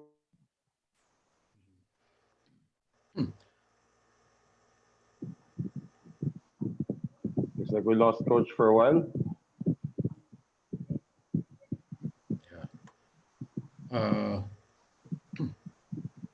Gusto ko lang ihabol yun because not very many people saw that game live. Yeah. USA versus USSR. And you know nga, happened in 72. That's right. The coach of that team was Henry Iba. Yeah. Yeah. Most controversial ending in Olympic basketball history yun. Yeah. Hopefully we can get Coach back in a bit. Yeah. Well, for everyone watching sa Facebook Yeah. Live natin ngayon, you've heard it, you've seen it. We've been having some technical problems with Coach Freddie, but we're doing as well as we can under the circumstances. We've heard a lot of great answers from Coach Freddie Webb. Daming kwento rin, no, about life and about basketball. In a storied basketball career. Of course, we're just gonna get to the showbiz part. So we need Coach Freddie to come back. Yes. Ano bang show to? That looks like I don't know who the fellow in the middle is, but Yeah, I meant to ask him. It looks like a noontime show. but the guy in the middle looks like it's diba si Dave Brodette yan? I'm not sure. Might be. Parang This sitcom one nga looks like Rico J. Puno. I don't know. Si Rico J. nga. So at that time, it could be anyone. Everyone looked like that in those times. Ilang pictures pa yan, ipapakita natin sa This is kanya. the last one na yata. Ayan, that's the last one na itong ano. Yeah, okay. Anyway, sige, I'll stop. Hopefully, okay. makabalik. Of course, yung mga ibang nanonood sa atin, aside from Coach Jalma, Boy at Season. Si Boy at Season, as usual, nanonood. Yun, tama. Dave, sabi niya, Dave Brodette yan. That's what I was thinking. Si Dave Brodette. Yeah. Ang nanonood, si Ray Lazaro was Si Coach there. Freddie yan sa radyo. Exactly. Yeah, partner nga niya sa radyo yan. Ano bang show nila? Fast Break? Hindi. Siyempre, pero si Boy at slow break yan. And then, siyempre, may nagsabi nga dito na how ironic it is that on the show of Fast Break Freddy, mabagal yung internet connection. Diba? Well, these are the difficulties. That's the way it is nowadays. Nahihirapan po talaga tayo, mga kaibigan. Beyond our control yan. Di pa natin napag-uusapan aside from the showbiz career ang Eco Days, no, as a coach. Actually, coaching days, di pa nga natin natatama masyado. I actually personally want to know how it was raising future broadcasters as well. Like Jason became a broadcaster, di ba? Pinky is a respected broadcaster as well. Yeah. Di ba? And what was it like in that household? The star-studded, di ba? Tapos gusto ko rin yung the chemistry that he developed with Nova Villa dun sa Chicks to Chicks na yan, which is like a sobrang hit ng show na yun talaga. And working around all those beautiful ladies like Ana Marie Gutierrez, di ba? The late Maria Teresa Carlson, they were all part of that show. Of course, memorized ni Noel Zarate po lahat ng mga yan. Of course. Ang isa sa mga specialty ni Noel Zarate. Para lang malaman ninyo. Yung mga ganyan lang. Kasi syempre, yung mga In fairness, yun lang yung show na natandaan din ni Francois Weiss. When we talked about Freddie Webb, ang una niya sinabi was Chicks to Chicks. For all he wanted to guest on Chicks to Chicks. You know, I just want to say, no, sa lahat ng mga Eco fans, Eco Tanduay fans that have been watching our shows, I know you've had, busog-busog kayo sa mga Eco nostalgia these past few episodes. Man, medyo naparami tayo. We did have Ray Lazaro, we had Mike Bilbao, Coach Turo Valenzuela, Francois Weiss, now we have Freddie Webb. Hopefully, we'll mix it up a bit more. Nagkakataon po, hindi planned yan. Depende sa schedule din ng mga pwedeng mag-guest sa atin. Na puro Eco yung halos sunod-sunod. Pero, diba? But we'll try. There will be some changes. Of course, we know the Crispa and Toyota fans are also there. Nag-aabang para sa kanilang mga players as well. And so we're gonna have some also. Can we already announce kung sino sa Friday, no? I think we can, di ba? Yeah. We're already, we have, hindi na po taga Eco Tanduay ang guest natin sa darating na Biyernes. Taga UTEX naman, UTEX San Miguel, at saka nakapag-Chris pa rin. Yeah. Okay, Coach is trying to, here he is. Yeah, si Coach. There he is. All right, okay. Coach, welcome back. I was about to message. Just need audio lang. Just wait for the audio, and I will rename him. Yeah. Okay, there I'm back. There you go. Coach, nagtatanong yung ibang mga fans, baka nag-shower na raw kayo ni Mrs. Sabi ko, babalik ka. Mamaya pa yun. Tumawag nga eh. Sabi ko sa kanya, relax ka muna dyan. Ano ba? Papaalam muna ako sa Mrs. ko.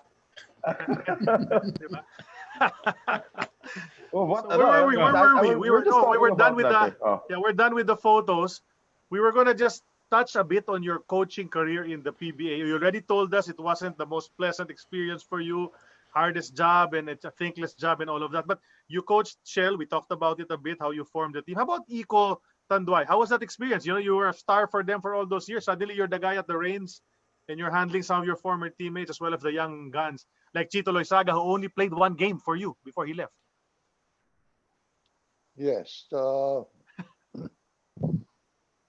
Well, I don't know. You know, like as I told you, somewhere in between that my coaching job, I wouldn't be able to tackle it. You know, mentally, it's a mental anguish.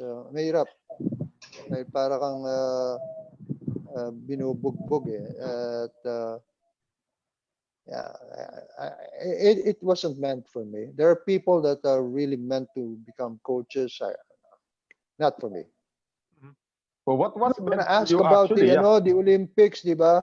Oo nga, yun nga. O sige, balikan mo na. Oh yeah, balikan natin yan, USA coach. versus USSR. Balikan natin yung storya, coach. Oo. Yeah, sige. I was there. Yeah. US was ahead by 1. There were like 2-3 seconds left. Okay? Lalabas ng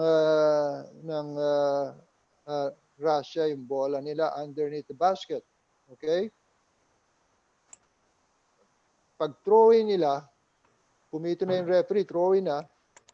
Pagkatapos, something went wrong. Dapat panalo na yung US dahil hindi natanggap yung bola di ba? Pumito uli yung referee. Sabi ng referee, teka muna, hindi umandar yung clock. Okay? So they repeated it. And they were already rejoicing. Para sila, they were already in cloud 9. They were shouting. So happy na yung America, di ba?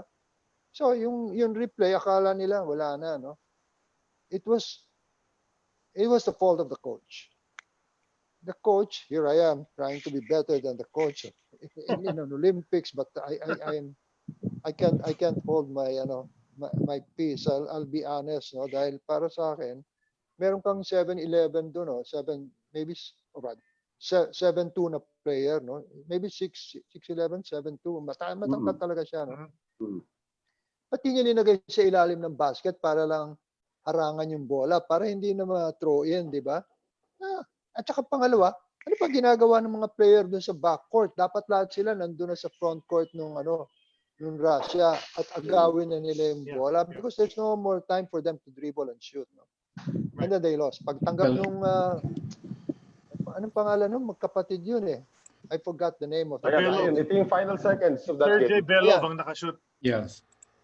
No, can you see it, coach? Yes. So I found this on. Lamang by so 1 point. Okay? Throwing ito yung- yan eh. Sa kabilang basket. There.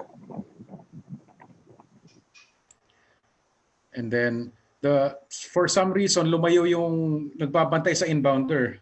Oo. That's the winning shot. Sergey Belov for the 2. Oh, si Belov. Yeah. Oh, wow.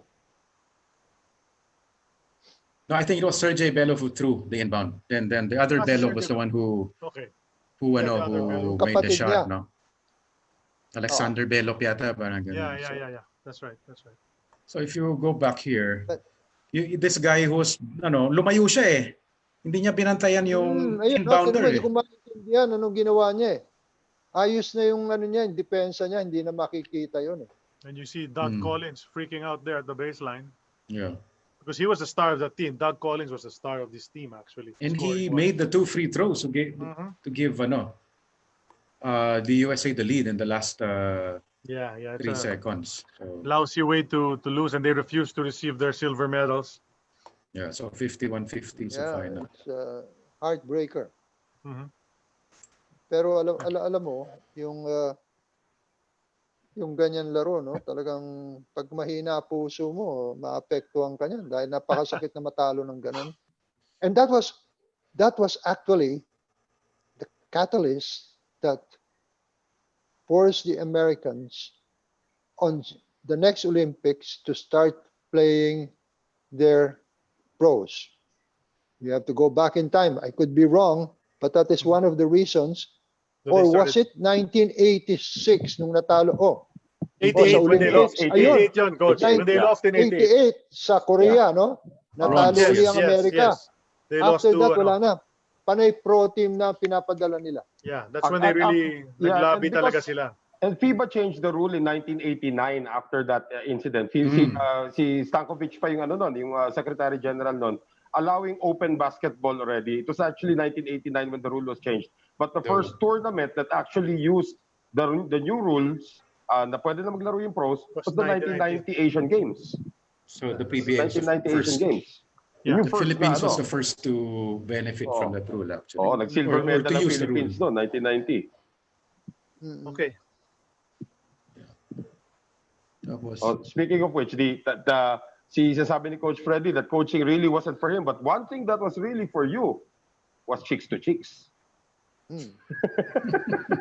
Doon talaga. That really put your name on the... Did you expect, Coach Freddie, that would actually put your name on the map more than basketball? Yung pagiging Jimmy Capistrano? Oo, okay dun. Dahil ang asawa ko doon, si Nova Villa. Which chart?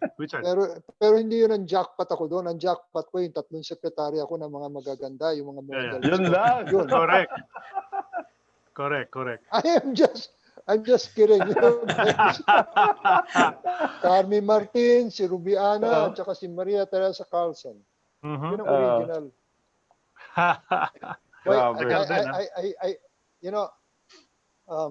That show ran for like 14 years and it got put to the dinner table. Malaking tulong sa akin yun. Pero mo 14 years. Yes. And the pay was good. We did it like once a week taping. So it was really worth it. No? And I'm thankful to Nova Villa sapagkat si Nova, siya yung nagdala ng show. Ako lang yung tiga-sundot, di ba? Masyadong maloko yun. Ingat na ingat ako doon. Kasi pagka magkasama kami sa kama, tapos palagay mo, siyempre tatayo mo muna ang tawag doon, di ba? Wala munang take. Re-rehearse nyo yung dialogue nyo. Pagdating na nung take, tapos nakakumot kaming ganyan, supposed to be, yayakapin lang niya ako. Hindi. Malikot yung kamay niya kung saan nagpupunta. Kaya ingat na ingat ako. I'm honest, Ano yan ako, napakano niya. But, I find her to be not only smart, but good-natured. Bait na tao si Nova. Yeah. And yung rapport nyo doon sa show na yon was like something else. Kahit si Chito Arceo, di ba? When you guys were having your dialogues, parang hindi scripted eh. Parang parang pag-usapan natin to tapos adliban na kayo. It was really so funny. It was very well done talaga. Ang galing mo, Noel. You know why? Pagkaya mo, Wednesday taping 8 o'clock, no? Ng umaga. So, lahat kami before 8 nandun na. Dadating yung iba. Kasi nung araw wala naman traffic eh, no? Those years, no? So, pagdating namin doon, tsaka lang biglang aalis habang magbibihis kami, papaalam si Direk Sani Manahan? No. Si Ading. Ading Fernando. Si Ading, biglang aalis sa amin, no? Alam na namin kung saan pupunta doon sa opisina. Typewriter pa nung araw, gagawin na yung script. Padadala na kagad sa amin, 1 page. Babanatan na namin yun. Alam na namin paano pa iikutin. Kaya tama ka. Most of the time, it's a freewheeling dialogue, not really scripted. Galing. Magaling si Nova. Kaya niyan dali na mag-isa yun. Ano lang kami, mga chuwa lang kami doon. Improv. Parang improvisational. And Ray Lazaro even mentioned na dun sa set pa raw ng Chicks to Chicks kayo nag-uusap about his contract or something like that sa Shell. Pinuntahan ka daw sa broadcast niya. Kung nagpunta man siya sa akin doon, yung mata ko wala sa kanya, yung mata ko nandoon sa 3 model namin na parang nagkakaintindihan. Malamang siya rin. Malamang siya rin. Siya rin. Honestly, I can't remember. I don't know if you were able to watch our last guest, si Francois Weiser, former import. That's what he remembers also about you. He said cheeks to cheeks Yeah. of Freddie We Webb. told him you were the next guest, and he said, "Can you ask him about cheeks to cheeks? I remember cheeks to cheeks," sabi ni Francois Weiss. So apparently nanonood din siya during his stay here. Pero hindi siya nag-guest sa'yo, nag-guest siya sa Palibasa Lalaki. Doon siya nag-guest. Niyaya siya ni Joey Marquez.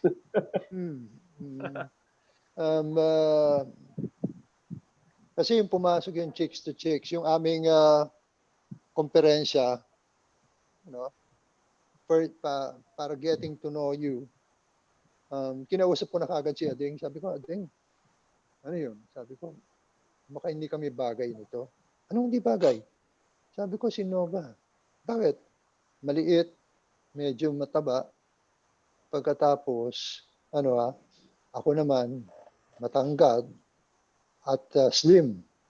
Sabi niya, alam mo, kaya nga mag-click yan. No. Sabi niya, di ba? It's an odd couple. And nagawa niya ng paraan. I think he's a genius. He's a genius when it comes to sitcoms. Yeah. And then after when he died, Johnny Manahan took over. Yeah, okay. And Johnny handled the show very well. At least lumarga pa kami ng ilang taon pa rin. Lumipat kami noon sa Channel 2. You want to know the story? Yeah, go. Okay. Nung nasa 13 kami, 13 kami dati, Channel 13, Chicks. Kami yung top rater dun eh. Kami nagdadala ng totoo lang, kami yung money maker. Okay? Kung hindi man kami na yung isa sa pinakamalakas na money maker. Okay? Para safe. Humingi kami ng 10%. Ako yung spokesperson eh. Meeting kami. Sabi nila, Freddie, kausapin mo yung ating executive producer, I won't mention her name anymore, sabi niya gano'n, kausapin mo, humingi ka ng 10%. So sabi ko, okay, kinausap ko. Sabi ko, Lenny, nasabi ko pa yung pangalan tuloy. Anyway, yun ang pangalan. Sabi ko, Lenny, sabi ko, humingi yung mga tao natin, mga kasamahan natin dito ng 10% increase. Bigyan naman natin, tagal na natin, wala kami increase. Liit-liit ang sweldo namin, ang talent fee. Okay, sabi niya. I will let you know. Abay, every taping, tatanungin ko siya, wala pang board meeting, ganyan. Inabot na kami ng 3 months. Hindi namin nakukuha. Pagkatapos, pumasok ang DOS. Revolusyon, pumasok yung DOS. Pagkatapos, si Freddie Garcia, kinausap kami dalawa ni Nova. Sabi ni Freddie sa amin, gusto ba niya lumipat sa Channel 2? Sabi namin, ayaw namin. Sabi namin, kasi okay kami rito. Sikatan Channel 13 noon.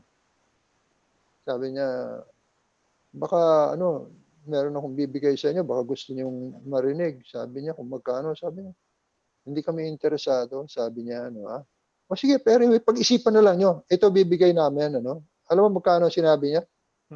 100% increase of your talent fee. Nako. Di ngayon, kaming dalawa ni Nova, nagulanta lang talaga ako. Sabi ko, oh my gosh, Jiminy Crockett, sabi kong ganyan, 100%. Sabi kong ganyan, di ba? So, sabi ko, sige, can we meet again? Mag-uusap muna kami, di ba? Si Nova, katabi ko, sinisipa ako sa ilalim.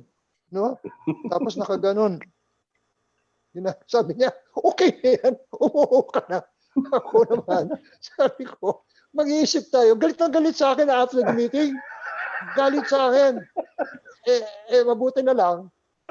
Siya yung nakasakay sa kotse ko, hindi ako sa kotse niya. Kung hindi, iiwan ako noon. Diba?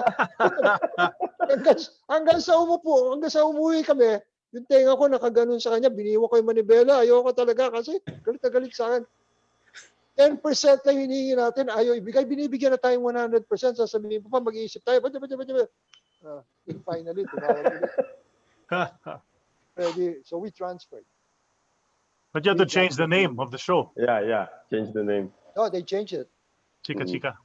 Chika Chicks. Mhm. Bawal eh.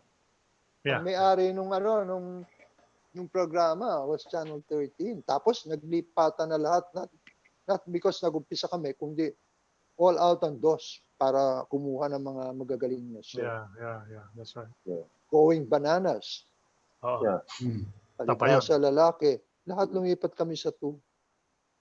Naalala ko sa Channel 13 dati, the money makers were Chicks to Chicks and School Bukol. Magkakasabay Correct. nun. Correct. Well, Galing mo. Ilang taong ka na ba? Hindi, bata pa ako, sir. Mahilig lang manood ng TV. His dad was a former artista naman yung daddy niya. So, yeah. Well, Coach, we've kept you, for about an hour and a half now. Medyo kaya kapos na tayo sa oras. But I need to just touch on this. About 5 years ago, 2015 was the PBA's 40th year. And you were part of the selection committee for the players to be added to the 25 greatest. But the former MVPs were automatic inclusion, so that was 10. So it became 35. So you had to add 5 more.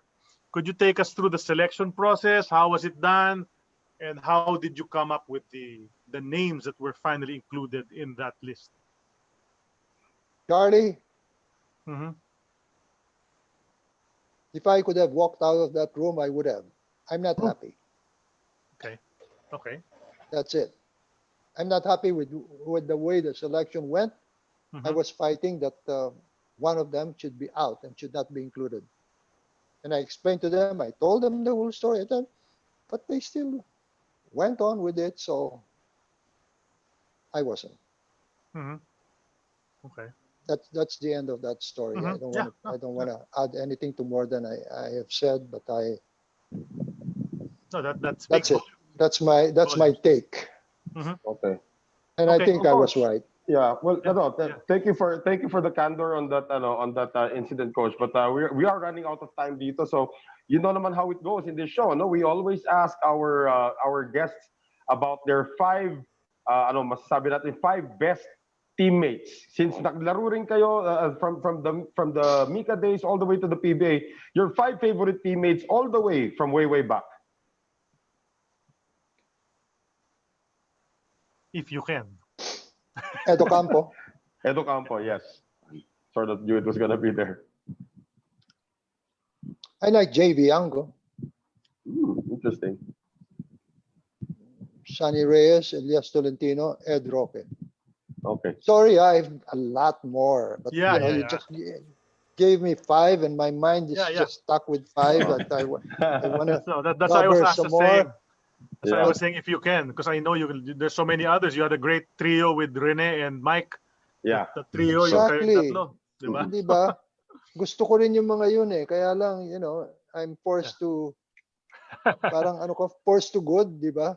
Oh, si Noel kasi, 5 ang sinabi. 5 naman. Gusto mo maglagay ka pa ng 6 man, pero hindi pa rin kasha. Yung mga sinabi nyo kasama rin yun eh, di ba? Yeah. But of course, I cannot forget. Dapat ginawa nyo 6. Dapat si Kaloy kasama ko doon, di ba? That's true. That's right. Yes. Matik yun. Yes. Oo nga pala. I had the distinction of having played with them. Yes. When some of the Eco players did not get that one. That's true. Who was really tough to guard? Yon.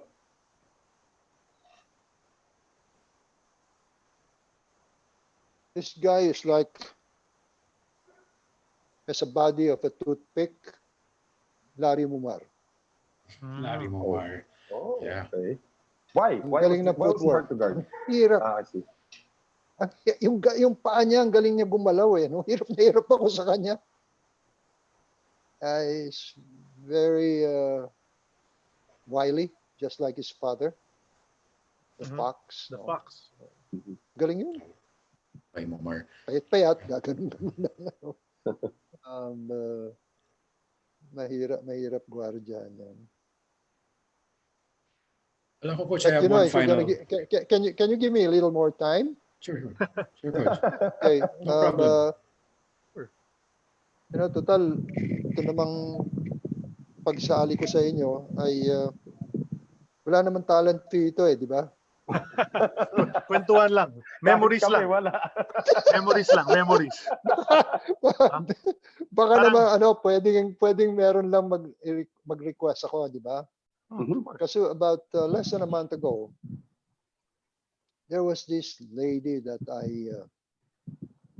I respected so much and I admired, and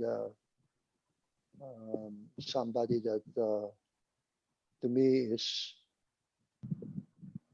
I can consider like my second mother, though we hardly met, maybe bilang na bilang lang ilang beses, di ba? But she died about a month ago, less than a month ago. Her name is Mama Marina Henson. Oh, yes, of course. Yes. Every time I have my show, which has been on for like 15 years now, but with this closure and this pandemic, we've not had it on air, and this is called Fast Break. Before it used to be Sports Talk. Yeah, with Boyet. And I will always greet her every time. Not really every time. Pasensya na kung minsan sa pagmamadali mo, nakakalimutan mo sino mo yung babatiin mo, di ba?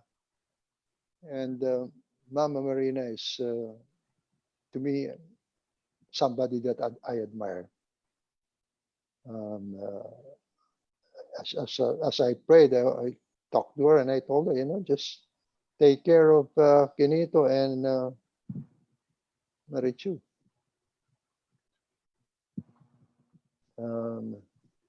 Menchu. Because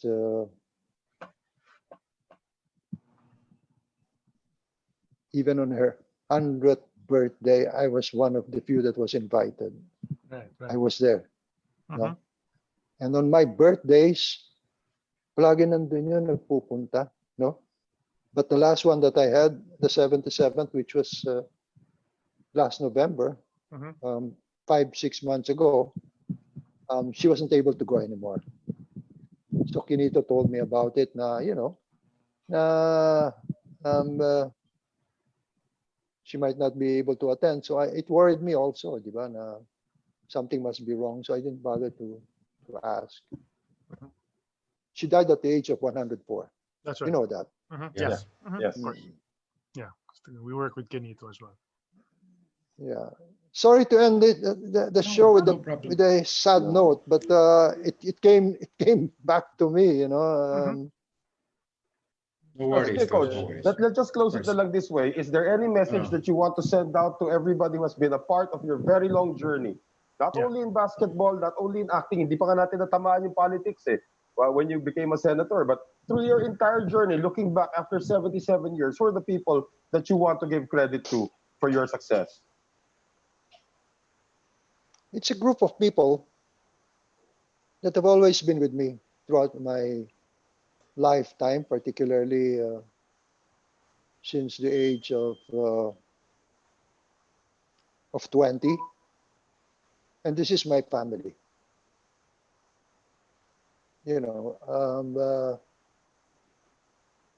I've had my ups and downs, my faults, my twists and turns, back and forth, and these things. But they've been with me for that long, and they've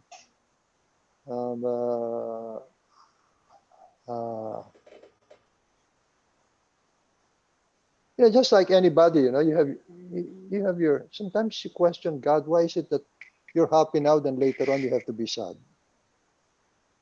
Nobody has a monopoly of being happy or monopoly of being sad, but that is God's wishes, and even right now, what's happening to us is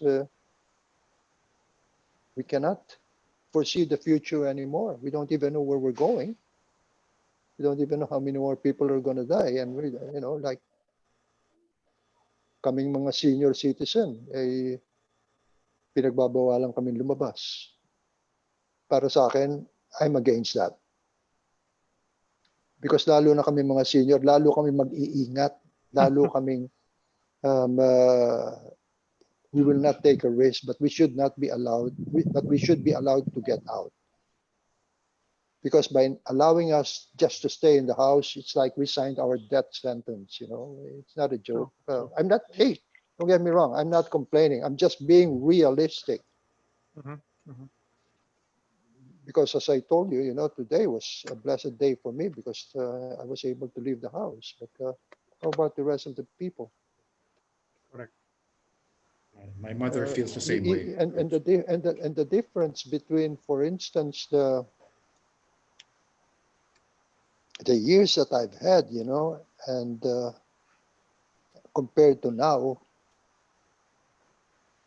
you know, I will always say that napakasarap ng mga dating panahon.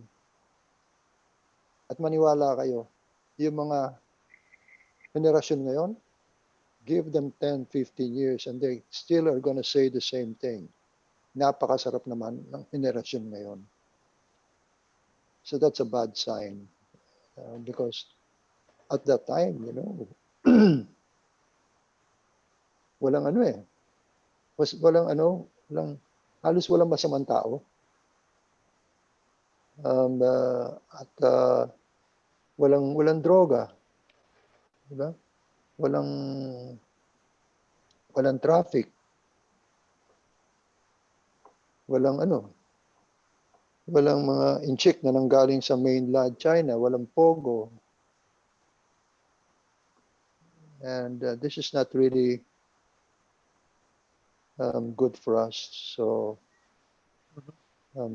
sana we can survive all of this. You know, anybody who has a crystal ball at masasabi lang sa atin na magkakaroon na tayo ng solusyon dito sa kasalukuyan nating pandemya na ito ay magugulat ako na alam niya. Nobody knows. But the only thing that will keep us together is our family. At the end of the line, pamilya pa rin natin. Yung mga kaibigan mo, maaaring iwanan ka. Diba? Pero yung pamilya mo, hindi ka iwanan. Because the reason why they're here is because of their father and their mother. And this should be a hand-on. You know what I'm saying? Hand-down. Sorry, hand-down because sila rin naman ang magiging modelo ng mga anak nila para gayahin. Tayo mga magulang, may obligasyon tayo na magpakita ng magandang asal. That is an obligation, and there are no ifs, buts, and don'ts to that. I've said my piece. Very well said, Coach. Very quickly lang before we let you go, I see you touched on family anyway. To our knowledge, you are the first former PBA player who's had a son and a grandson who's played in the PBA. Yeah. Can you tell us what kind of pride that gave you to see your grandson, a third generation Webb, playing in the PBA? I don't want to lie. I didn't even know it happened. I was watching the PBA and my name was mentioned and it was said that ako pa lang daw, yung pamilya ko pa lang, merong 3 generations in the PBA, and it's a feather in the cap, not for me but for the people that play. You know, pag ikaw ay manlalaro ng basketball, gusto mo yung mga anak mo, yung apo mo maglaro eh. Lahat ginagawa ko yan. That is the one that makes me happy. If I see any member of my family playing, pero as much as possible, basketball. But if they choose another sport, I'm not going to be happy, but I'm not going to fret about it. You know, hindi naman ako aangal at mag-aalsa balutan. Hindi naman. Kaya lang, mas masaya ako pag yun. You know, like I have these 2 grandchildren. Anak ni Jason, no? Their names are Blessing and Tati. And you know how old they are? They are 12 and 14. You know they're how tall they are? 5'9" and 5'10". Babae. Wow. One is, no, really, if you see them, they're tall. Anak ni Fritz, yung anak ni Fritz naman na sobra din ang tangkad, di ba? Si Livy, ganun din. 17, but is about 5'9". Lahat silang tatlo, ang tatangkad nila, di ba? Yung anak ni Jason na si Tati plays football. And he's the best football player in Brand School. Tapos yung isa naman, si Blessing, was the best volleyball player during his league in Zobel. So I'm proud of it. Di ba? Yeah. I just want to add lang siguro to that is like I made a list a long time, not naman to a long time ago, recently about my 5 favorite female broadcasters, and Pinky was actually on that list. I think Pinky is one of the best female broadcasters I've seen, at least in this country. Yeah, so you did well on Thank you for that. racing broadcasters I'll like Pinky tell and you. Jason as well. Thank you very much for that. Well, if they are, it is. Can I talk a little about Pinky? Sure. Sure. Sure, Coach. Go ahead. Can I talk a little about Pinky? Alam mo si Pinky, nung nag-ano yan, she was growing up. She really wanted to be a broadcaster. That was her dream even when she was young. And then one day, I was already a congressman at that time. We opened the TV set and we just saw her there. She was already doing the newscast for Channel 5. Never mind, I have to say it, Channel 5. And you know what? At that time that I saw her, I told myself, na saludo ko sa kanya. Please don't get me wrong. Sabihin niyo, saludo ka, kaanak mo yan. Hindi. Saludo ko sapagkat po, hindi siya lumapit sa akin para tulungan siya. At that time, I was a sitting congressman. Ano ba yung maliit na na sulat, di ba? Introducing, anak ko ito, baka naman pwede niyong kunin. Hindi. She did it on her own. She's a workaholic. And up to now, wala pa siyang asawa, kaya galit na galit ako sa kanya. Sabi ko, gusto kong magkaanak ka para alam mo, hirap magkaroon ng pamilya. Di ba? No, I'm just kidding. I just want her to have a family because it is so beautiful, so God has given us this opportunity to be able to serve our family, and we should not turn our backs away and say that, it's a hard thing. Ano lang yan lang, salita lang yan, pero sa katotohanan, gusto natin. Bakit ba? Sa buong mundo, magsabi kayo sa akin, sino ba ang lahi na siyang kumukup-kup sa mga anak na hanggang umabot na ng 50, 60, 40, nandun pa rin sa loob ng bahay? Tayong mga Pilipino. Kaya dito sa bayan natin, ay naku, hindi pwede yung tulugan ng mga matatanda. Di ba? Sa Amerika, di ba meron sila noon, home for the aged? Yeah. Magtayo ka rito noon, tingnan mo, malulugi ka, palagay ko. Kasi tayo hindi natin bibitawan yung mga natin, anak natin, di ba? Hanggang sa mamatay na tayo, kasama tayo rito, di ba? Kaya ang Pilipino, ibang lahi natin. Buksan man ang ating dibdib natin, basahin lahat na nasa loob at lalabas diyan kung gaano natin kamahal ang pamilya natin, which is the center of our work. Kung ano man ang sakripisyong ginagawa natin, it's not just for us, it's for the family, which is also bad at times. Yung hand down, which sometimes it's bad. You gotta know how to tell them, no, you gotta work. There is no substitute for hard work. Correct. Thank you. Thank you Thank also, Thank you. Senator, Coach, former Eco standout, former Jimmy Capistrano. Grabe, I don't know. I learned so much from this Former interview. Olympian.